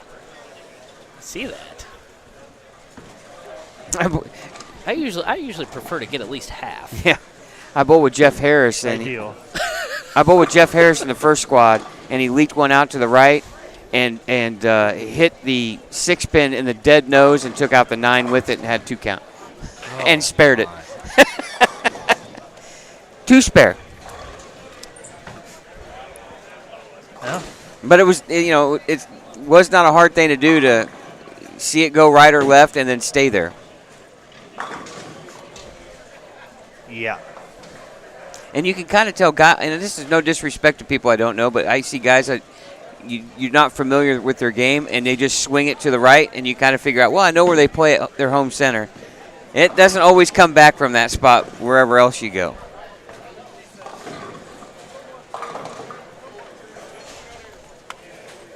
All right, some pairs starting game 3.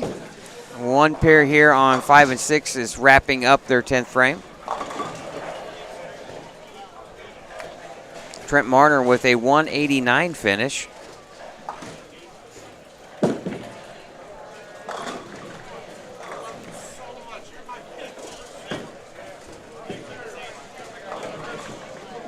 He's done that since I've known him. Roto Ryan? Yes. The king of loft. Lofting it to the arrows? Doesn't see the front part of the lane. Yeah, we're going to fix something here.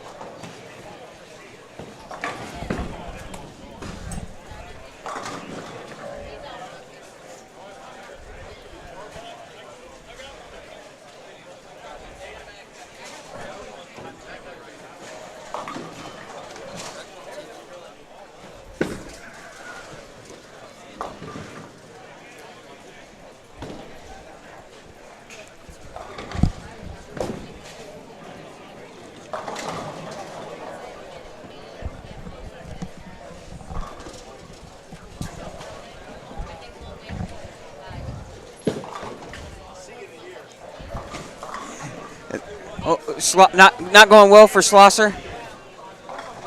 He's another Evansville guy. Yeah, we adopted him. Oh, Matt, how do you get down to Evansville much? Not as much anymore. I come back home every once in a while, and I try to see everyone at a Friday night league or something like that and hang out for a bit, but it's not as much as I want to, obviously, especially around this time, being on the road so much. Usually over the summer, kind of going into the start of league season at the end of the year, I'll get home a little more often.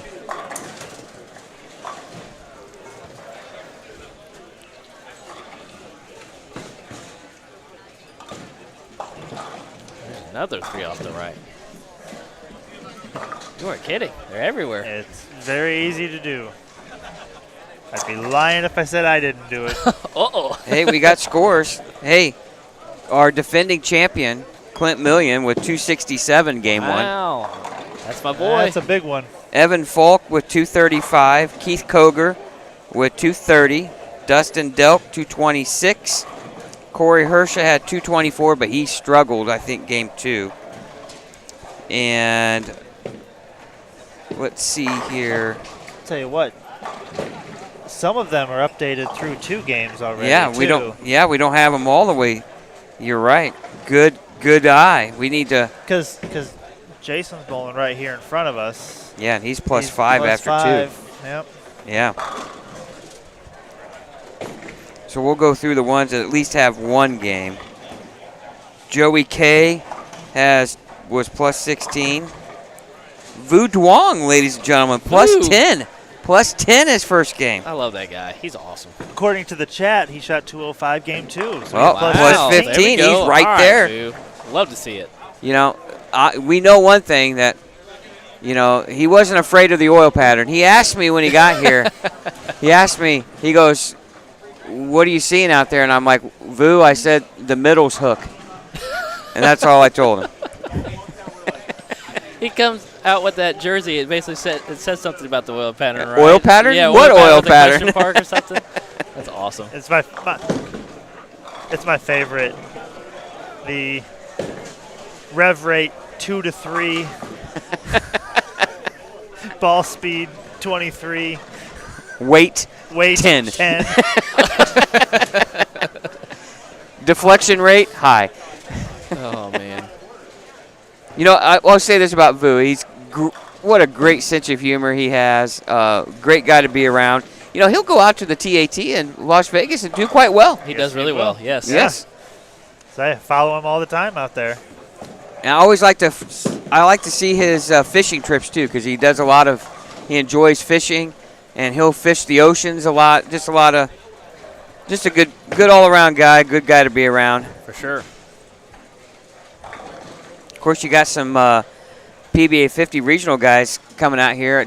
I saw Danny Clark really struggled that second game there. I think he shot 102 or 105, I think, his second game. Woof. Yeah. I mean, it's so. I'm not going to say it's easy to do that necessarily, but I mean it's very understandable to have 6 or 7 bad breaks in a row, or trying to tinker with it, miss a board right, miss a board left, and it's just Feel lost.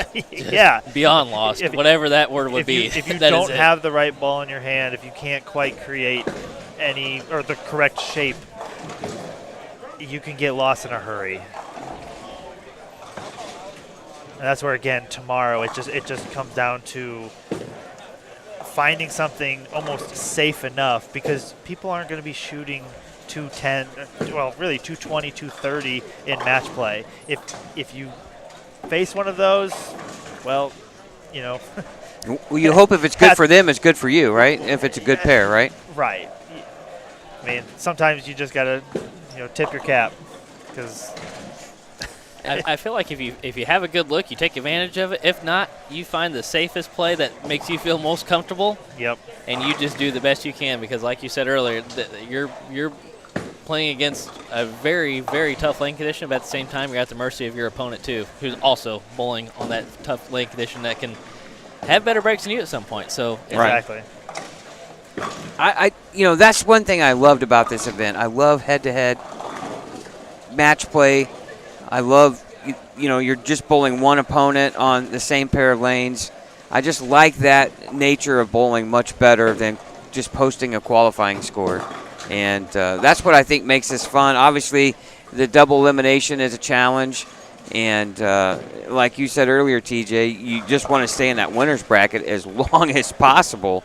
Because if you don't, you're bowling a lot of games if you want to win this. Yep. No rebuttal there. That's all truth. It can be a long road to get back to the final if you lose that first round. That is for sure. Yeah. Oh, yeah. Well, then the pressure, the pressure's on you. Right? I mean, you are bowling under pressure when you're in the loser's bracket early. And when your arm swing is tight on this stuff, good luck. I mean, that's one of the worst situations, when arm swing's tight, you just don't feeling uncomfortable and not seeing what you want to see on the lane. Definitely doesn't help your swing loosen up. You make poor shots, possibly bad ball reaction to go with it. It definitely doesn't help mentally. No. It makes it very, very tough to overcome and just kind of get back to what you know, just to be comfortable and to make better shots. Yeah, exactly.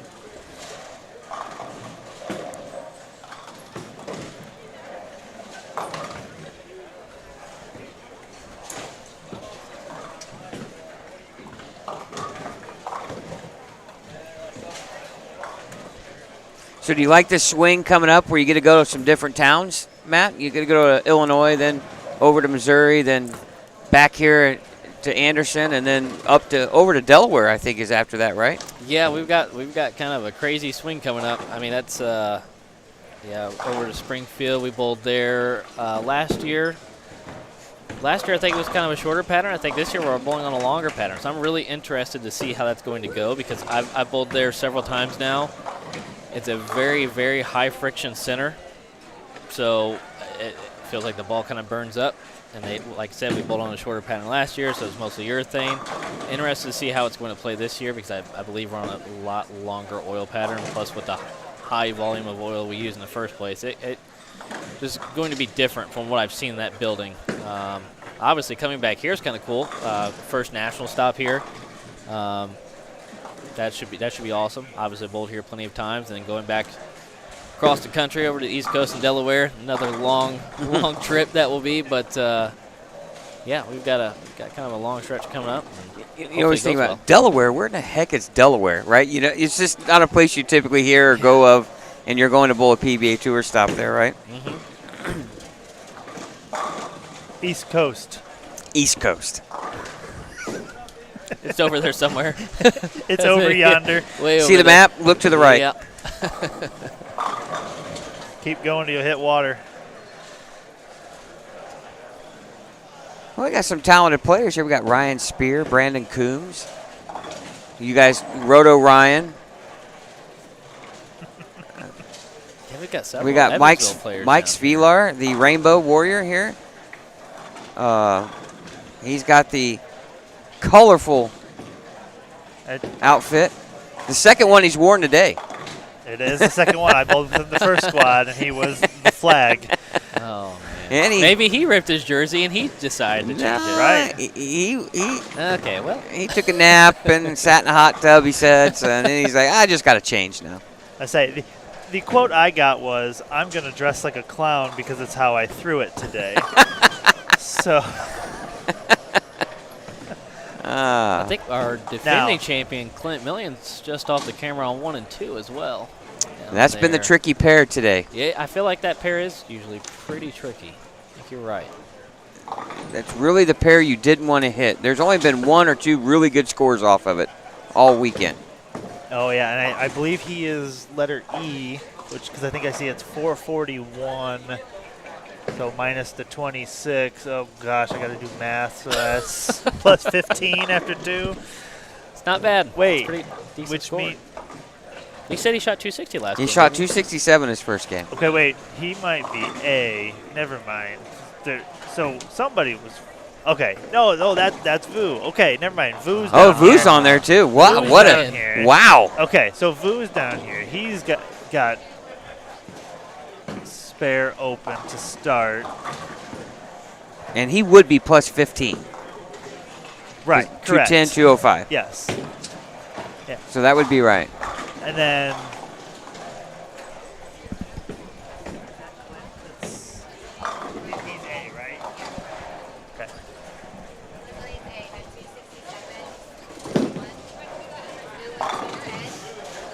And 205. Yeah. So Stephanie Sogsdale over here just gave us the intel. So Clint went 267 that first game and had 201 game 2. So he's doing well. So he's doing well. I see strike open spare to start this next game. I don't know. My eyes aren't that great. Looks like don't ask me. Looks like the pair's playing a little tight for Vu. Don't.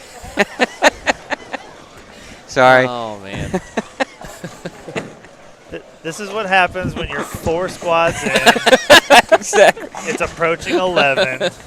I've been here. Got to find the humor in it. Yeah, I've been here since 8:45 this morning. Oh my goodness. All right, run her down, Vu. Atta boy. It looks like the ball picked up a little sooner there. He was able to make that one. Yeah, he switched balls. Something a little harder, probably. Yeah. Oh, man. Went to the other plastic.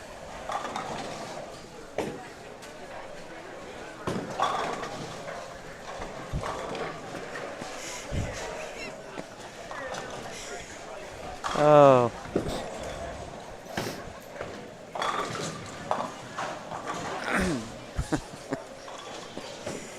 Yeah, you get kind of, you know, when you've been here this long, certain things that aren't that funny are really funny when you get kind of. Oh my goodness. I want to thank everybody for joining us in the chat. Feel free to join along.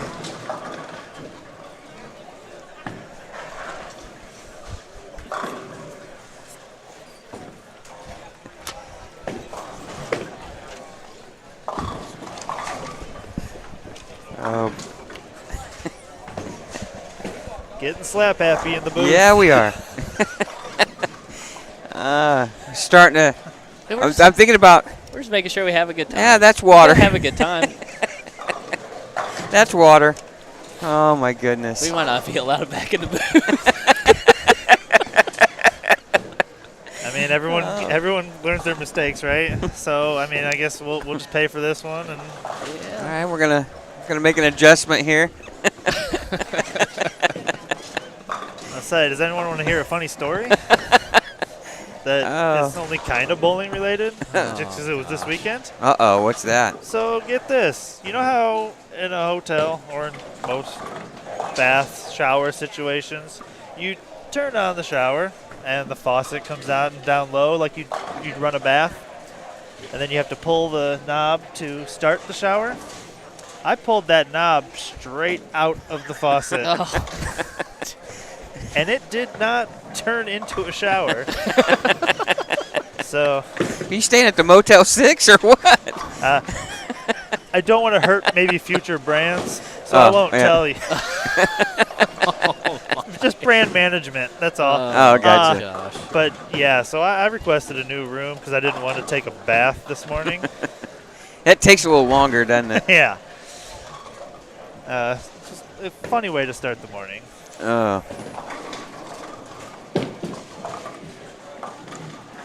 You know, when you're looking at the scoring monitor straight on, you can see the scores real well with this backdrop.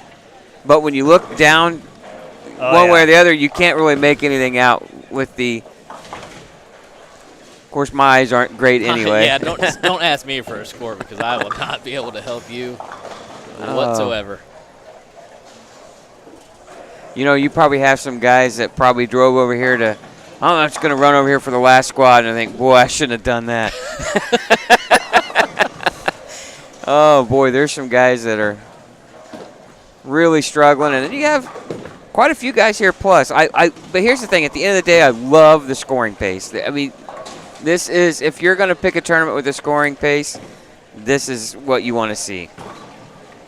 Plus 15 to plus 18 is going to make the top 16, my guess. Minus probably 12, somewhere 15 is going to make the top 48. Sure, there's going to be some guys struggle and scores going to be low, but if you really want to bowl in something that has the right scoring pace, this event has what you want, in my opinion.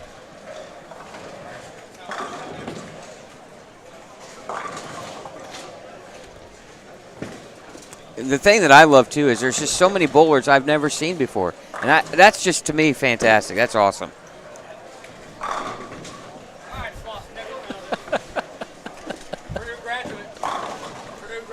Oh, man. We have a Purdue bias in the booth right now. My guess he's going to play 9 right after this. Yeah, well, the goal was for all of my friends to make the cut after the first 2 rounds so we could go to Topgolf tonight. There you go. Well, that didn't really guess work what? out. I'm You're still here, aren't you? And you're watching, right? Supporting? Yeah, and I was supporting. I'm kind of just hanging out now.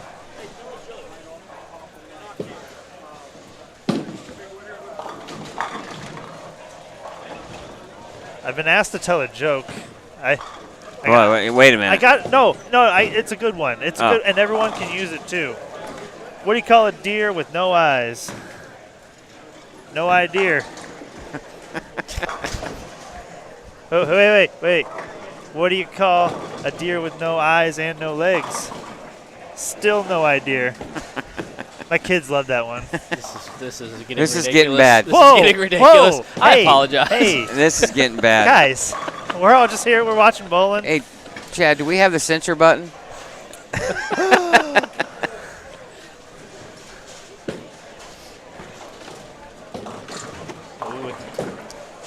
This is what you get, ladies and gentlemen, when it's 10:52 at night on D Squad. Yeah. Could you imagine? Think of, here's something else to me. The holiday doubles is getting ready to add a whole nother day Isn't that crazy? to their tournament. I just, It's a there's lot. guys that are going to bowl on Thursday that if they bowl really well, have to come back on Sunday. Yeah, several days later. Yeah. That's, Well, I was going to say, isn't that the cashers round typically Saturday night then? yeah. Yeah, cash. Yes. Yeah. Yes. Oh, Yeah. State. Yeah. I mean, and it's not like everybody lives right around the St. Louis area, right? Yeah, you kind of hope that the first couple of squads would be local, then be more have, local. have the last day or so be out of town. But yeah, I mean, good for them. And obviously, you want to see bowling tournaments do well. Yeah, so many entries. Yeah. I mean, that's just insane. And there's you had a gigantic waiting list. You were hoping to get notification of an email that you could actually sign up for one. And still not everybody got in. It was just a select few from the waiting list because they still don't have enough room to accommodate everyone that wants to bowl. I mean, Thursday, Friday, Saturday, full days of qualifying. It's just unreal. Who knows? Maybe we'll have to add more squads here too. Yeah. Just the number of individual bowlers at that tournament's insane. You're looking at 300-plus individual bowlers. We have 400-plus entries, but we're probably guesstimating 185 to maybe 195 unique. Possibly. Only Jeff would know that number, but I feel like it's more this year. you think it's more than this year? I would not be surprised.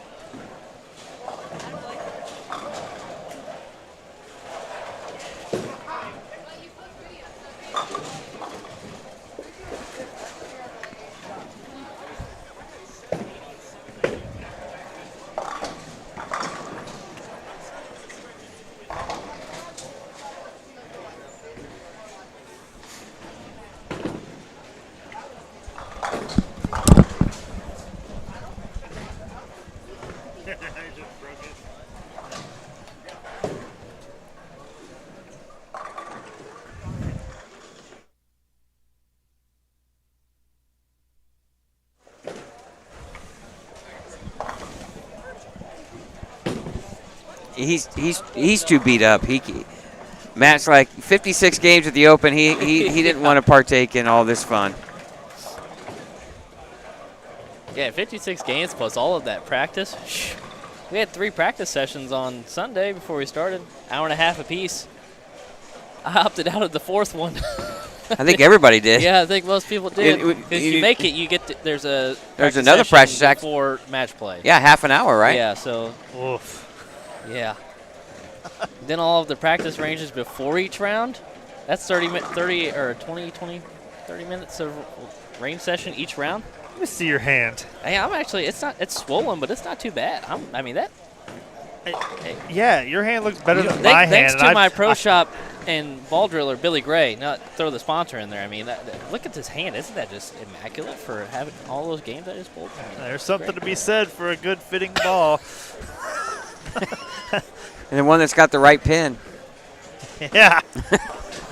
the right PAP. Oh, man. We got a game over here with 6 spare, 4 bagger, 5 spare. I think Paxton Girdley. See what we got here on lane 10. I feel like I need binoculars to see the scores. That's how bad my eyes are. Oh, no. So Clint Million over there on 1 and 2 did get a double in there. So he's going to have a possibly really decent score for this squad. Yeah. Man, unless the world falls apart these last 4 frames, I mean, he'll be solidly in the top 16. Well, if he gets to the 8th or 9th, he might be throwing it like Vu, just hard and straight down the middle and just surviving, right? Hopefully get 9 and just get your spares, shoot your 180, and see you on Sunday. Yep.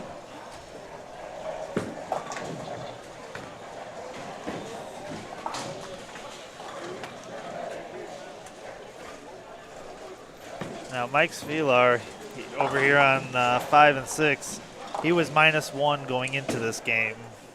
Couple opens, doesn't seem to quite have this pair figured out yet. Well, he's unfortunately in the point where he's going to have to run 4 or 5 in a row here. Yep. And when you get to that point, this stage, last squad, you're in trouble. I did not want to be in that situation. No.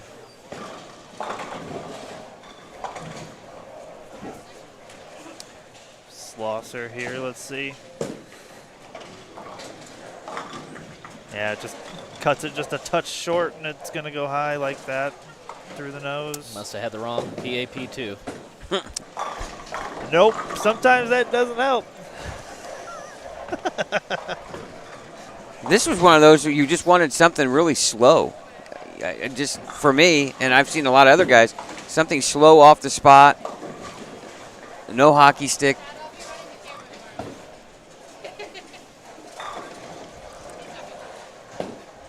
Now Ryan Spear here on lane 5.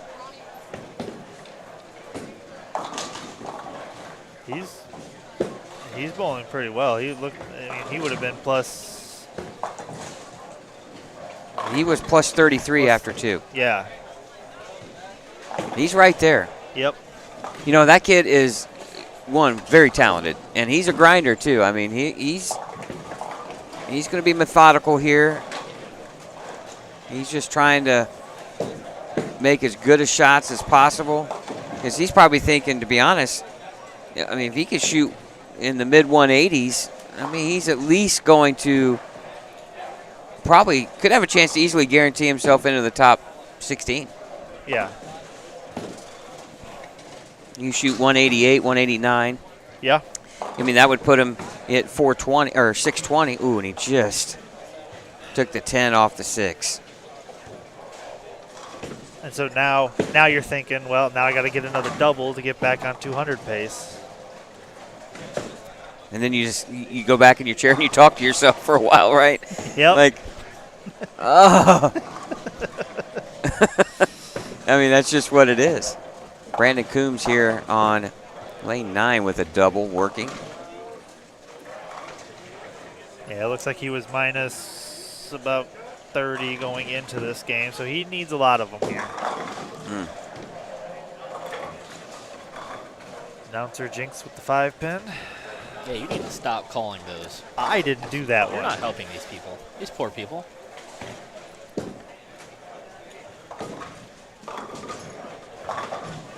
Well, so right in front of us, we do have Jason Miller, like I mentioned earlier. He was plus 5 after 2, trying to put together a late charge to get back to 200 for the game. Well, he's on a 230 pace right now. Oh, I see. Yeah. Yeah, C right there, right? Yeah. So he's got double going into the 9th, 103 in the 6th.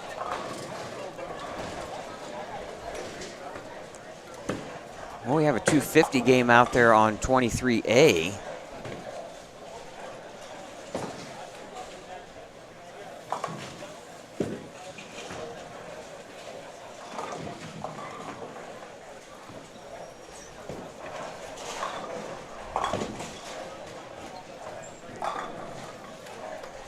Well, we're down to our last 3 or so frames of qualifying here at the Indiana Masters. We'll stay on the air until we get our top 48 scores.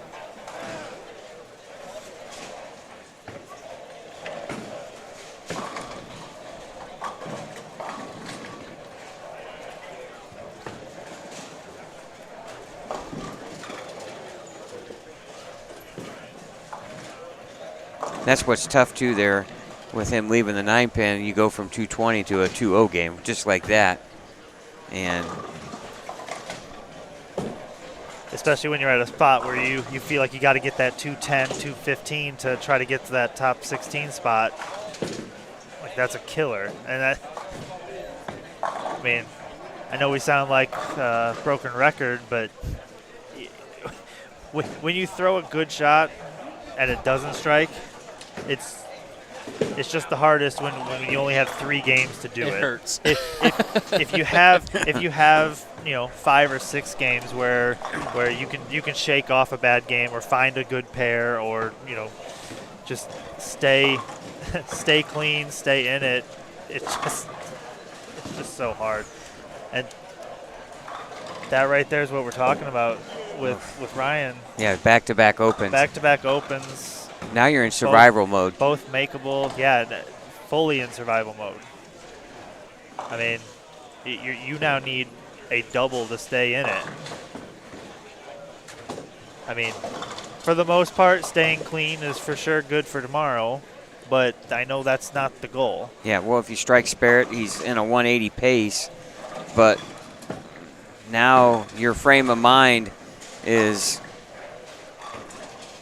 not where it should be after you miss 2 makeable spares. Right. And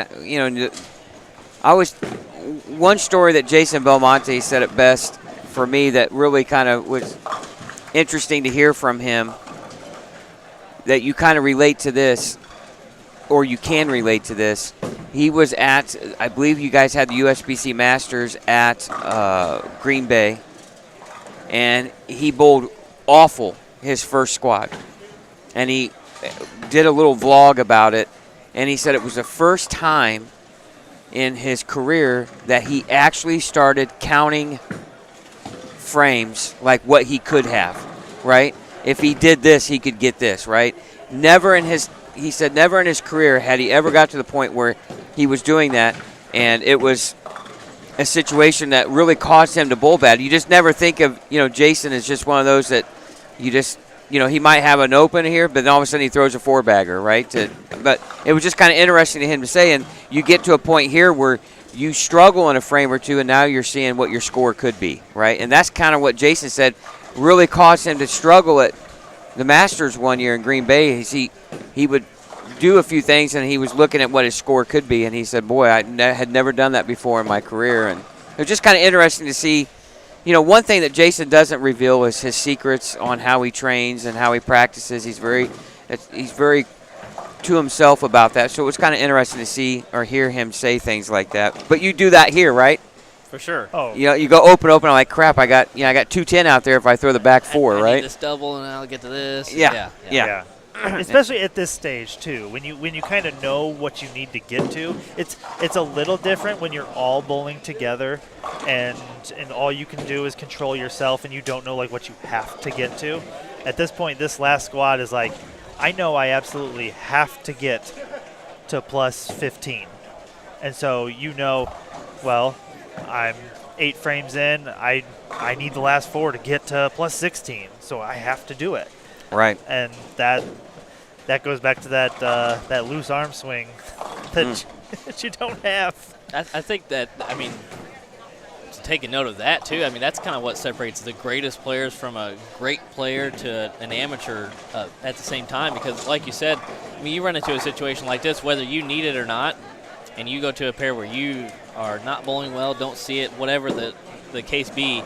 You go on a tour and watch the best bowlers in the world, and they'll have those frames too to start a game. The amount of times I've seen some of them just rattle off 6 strikes in a row after looking like they could easily shoot 110, you don't see that by normal bowlers, and you know that too. It's amazing. That shows somebody who knows what they are doing, and doesn't always work like that, but it happens way more often by them, where bowlers who don't have the experience yet, just don't understand what they need to do, they're not going to see that too. Especially in situations like this, maybe they find that situation, they overcome that helps them get to the next level. Right. Yeah. So many times I feel like, too, what separates a lot of you guys from the regular amateurs is you get to a point in the game like 7th, 8th, 9th, 10th frames where most guys will end up, the amateur might shoot 170. You guys end up finding a way to strike in the 9th, 10th, 11th, and 12th, and you're shooting 190 or 2-0. And the other guy is squeezing it just to try to mark in the 10th, and he throws a bad shot, and he ends up shooting a low 170 game. You guys, we're going minus 30. You guys are kind of, it's either 1 or 2 pins under, or you're going 4 or 5 over, right? It just seems like you see a lot of that. You're able to pull out a game that could be really bad, but you're really bad as, Definitely. And it just kind of seems like that happens more often than not. And like you're saying, guys can look lost and then figure out how to throw the back 5 and they recover, right? I have seen some crazy games. I'll tell you, one person out on the PBA Tour that I see that I feel like I've seen it more than anyone is Simonson. I mean, I've seen him. He'll go to a pair and he makes some crazy adjustments. He'll make some adjustments going to a pair off of a read from a ball rep or what he's seen too, and move completely across to a different part of the lane with a different bowling ball before even throwing a single shot. Other than what we're talking about, where he could be struggling the first few frames, but I've seen him just, for the first 3 or 4 frames look like I've never seen him bowl before. Like, who is this guy? And all of a sudden he'll end up with 230 somehow. It's unbelievable how some of them can do that. It's just that's the one thing you guys and people on tour, you all throw it so well pretty much most of the time. Well, here and there. To where after 2 frames, like, I threw those 2 good. I know what ball I need to do or to use, what area of the lane I need to play, and it could be completely different from where you were before.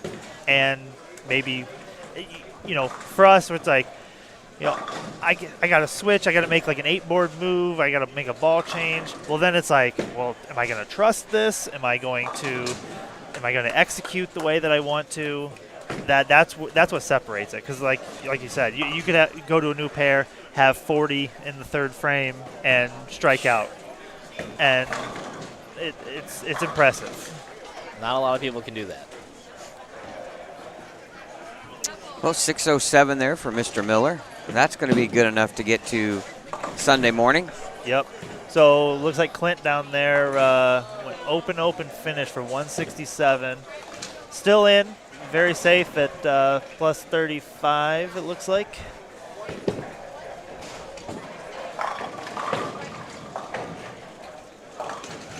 And unfortunately, Vu had a rough go of things. So was plus 15, can strike out for 157.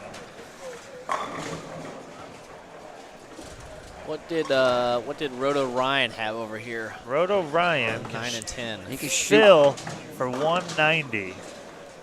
What was his first 2 games? Do we know? It looks like he can fill, so 20, so he'd be minus 58. So Jason Miller ended up punching in the 10th to get his 2-0 game. So he's 6:07. I know Scott just said that already. Just looking at what's in front of us. Again, hey, it's getting late. Well, Ryan Spears plus 33. He can strike out for 192. So that would put him at 625. That would tie you. Sure would.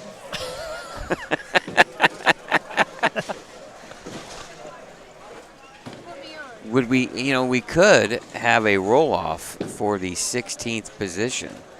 Boy, that would be exciting. You'd have to get your stuff back on. Today? Well, yeah. That wouldn't be ideal. Why not do it today? Because Actually, you're both here. You know what? Time out. I think this has happened before. And I'm pretty Actually, sure you know what they would do? they took both. They would take both to players. the top 16. Yeah. So it was, They would take both. You'd also have to make sure you had the right bowling balls with the right layouts for your new PAP that you found recently. yeah. You think? All right, we're almost done here for D Squad. Just after 11 o'clock here in Anderson. We're on Eastern time, for those that are curious. Scott Gilmore, Matt Sanders, and TJ Schmidt here in the broadcast booth.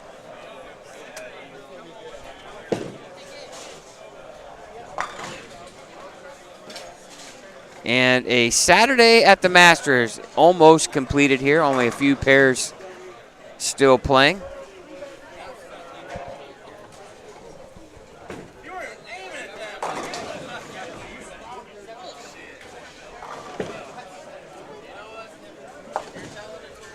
Here on our TV pairs, we're down to basically 5 and 6 still playing here.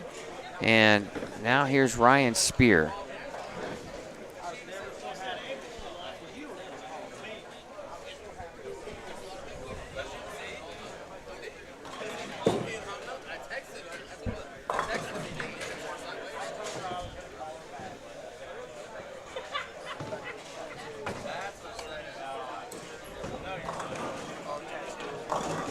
Uh-oh. Ooh, good break there.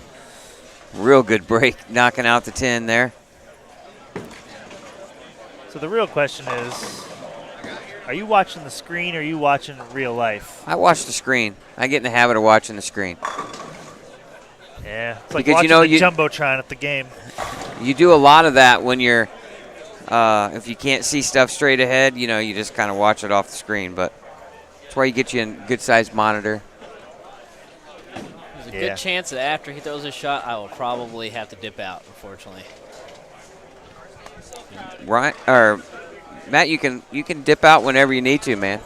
Well, I appreciate you having me on here. I appreciate you coming back from your little rendezvous to the casino. I mean, you probably saved us some money in the process. So. Well, you know, I thought Chad said, "Oh, he'll be back at 9." Yeah. And it was like 9:20. I'm like, he must be doing good. I was going to send him a message and say, "Hey, we're running a little late, but I will be there." Well, Ryan picks up the spare. 181 here would put him at 614.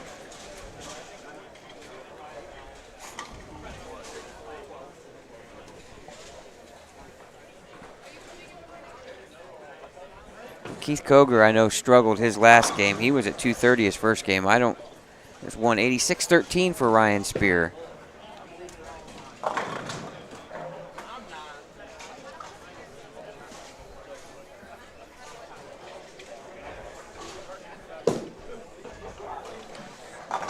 Ryan Schlosser with shreds the rack.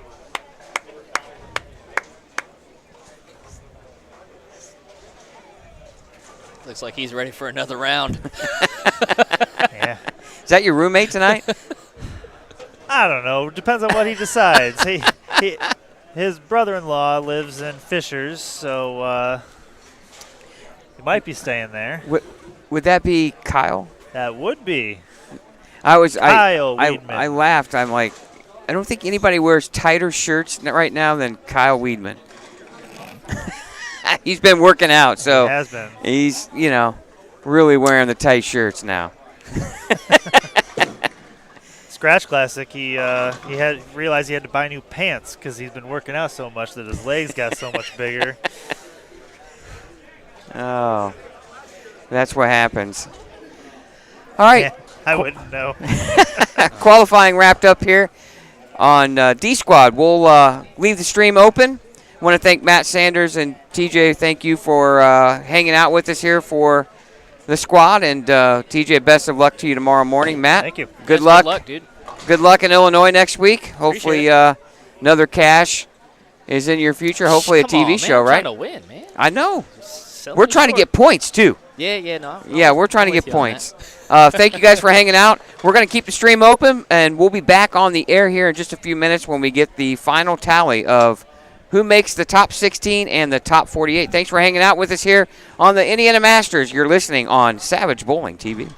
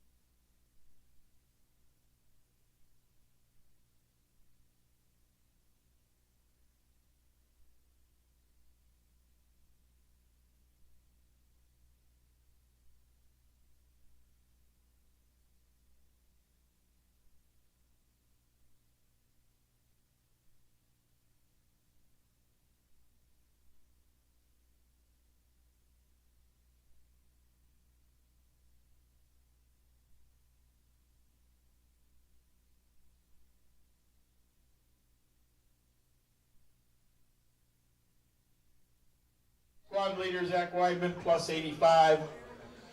Mike Bankert plus 69. James Sutton plus 61. Kyle Weidman plus 58. Clifford Dukes 48. Jeremy Adler 40. Ben Caldwell 39. Clint Million 35.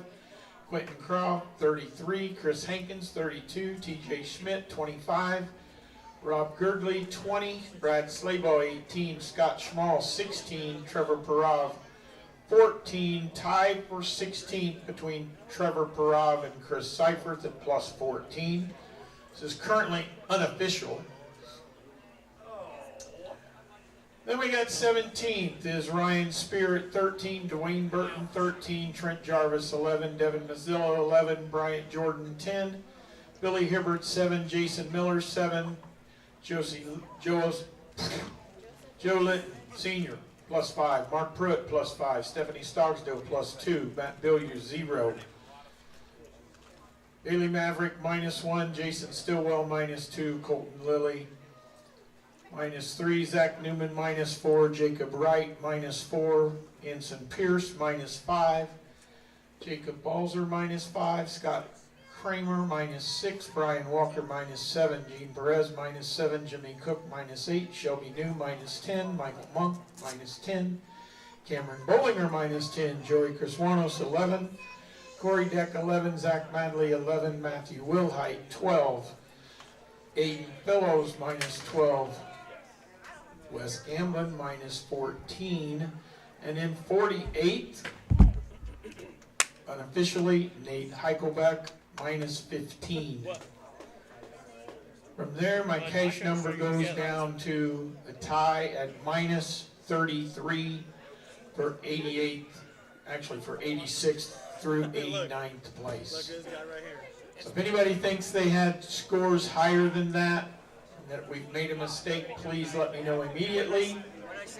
So it took minus 33 to cash, which is 567. It took 585 to make the tournament tomorrow, which is minus 15, and it took 614 to make the top 16 automatically.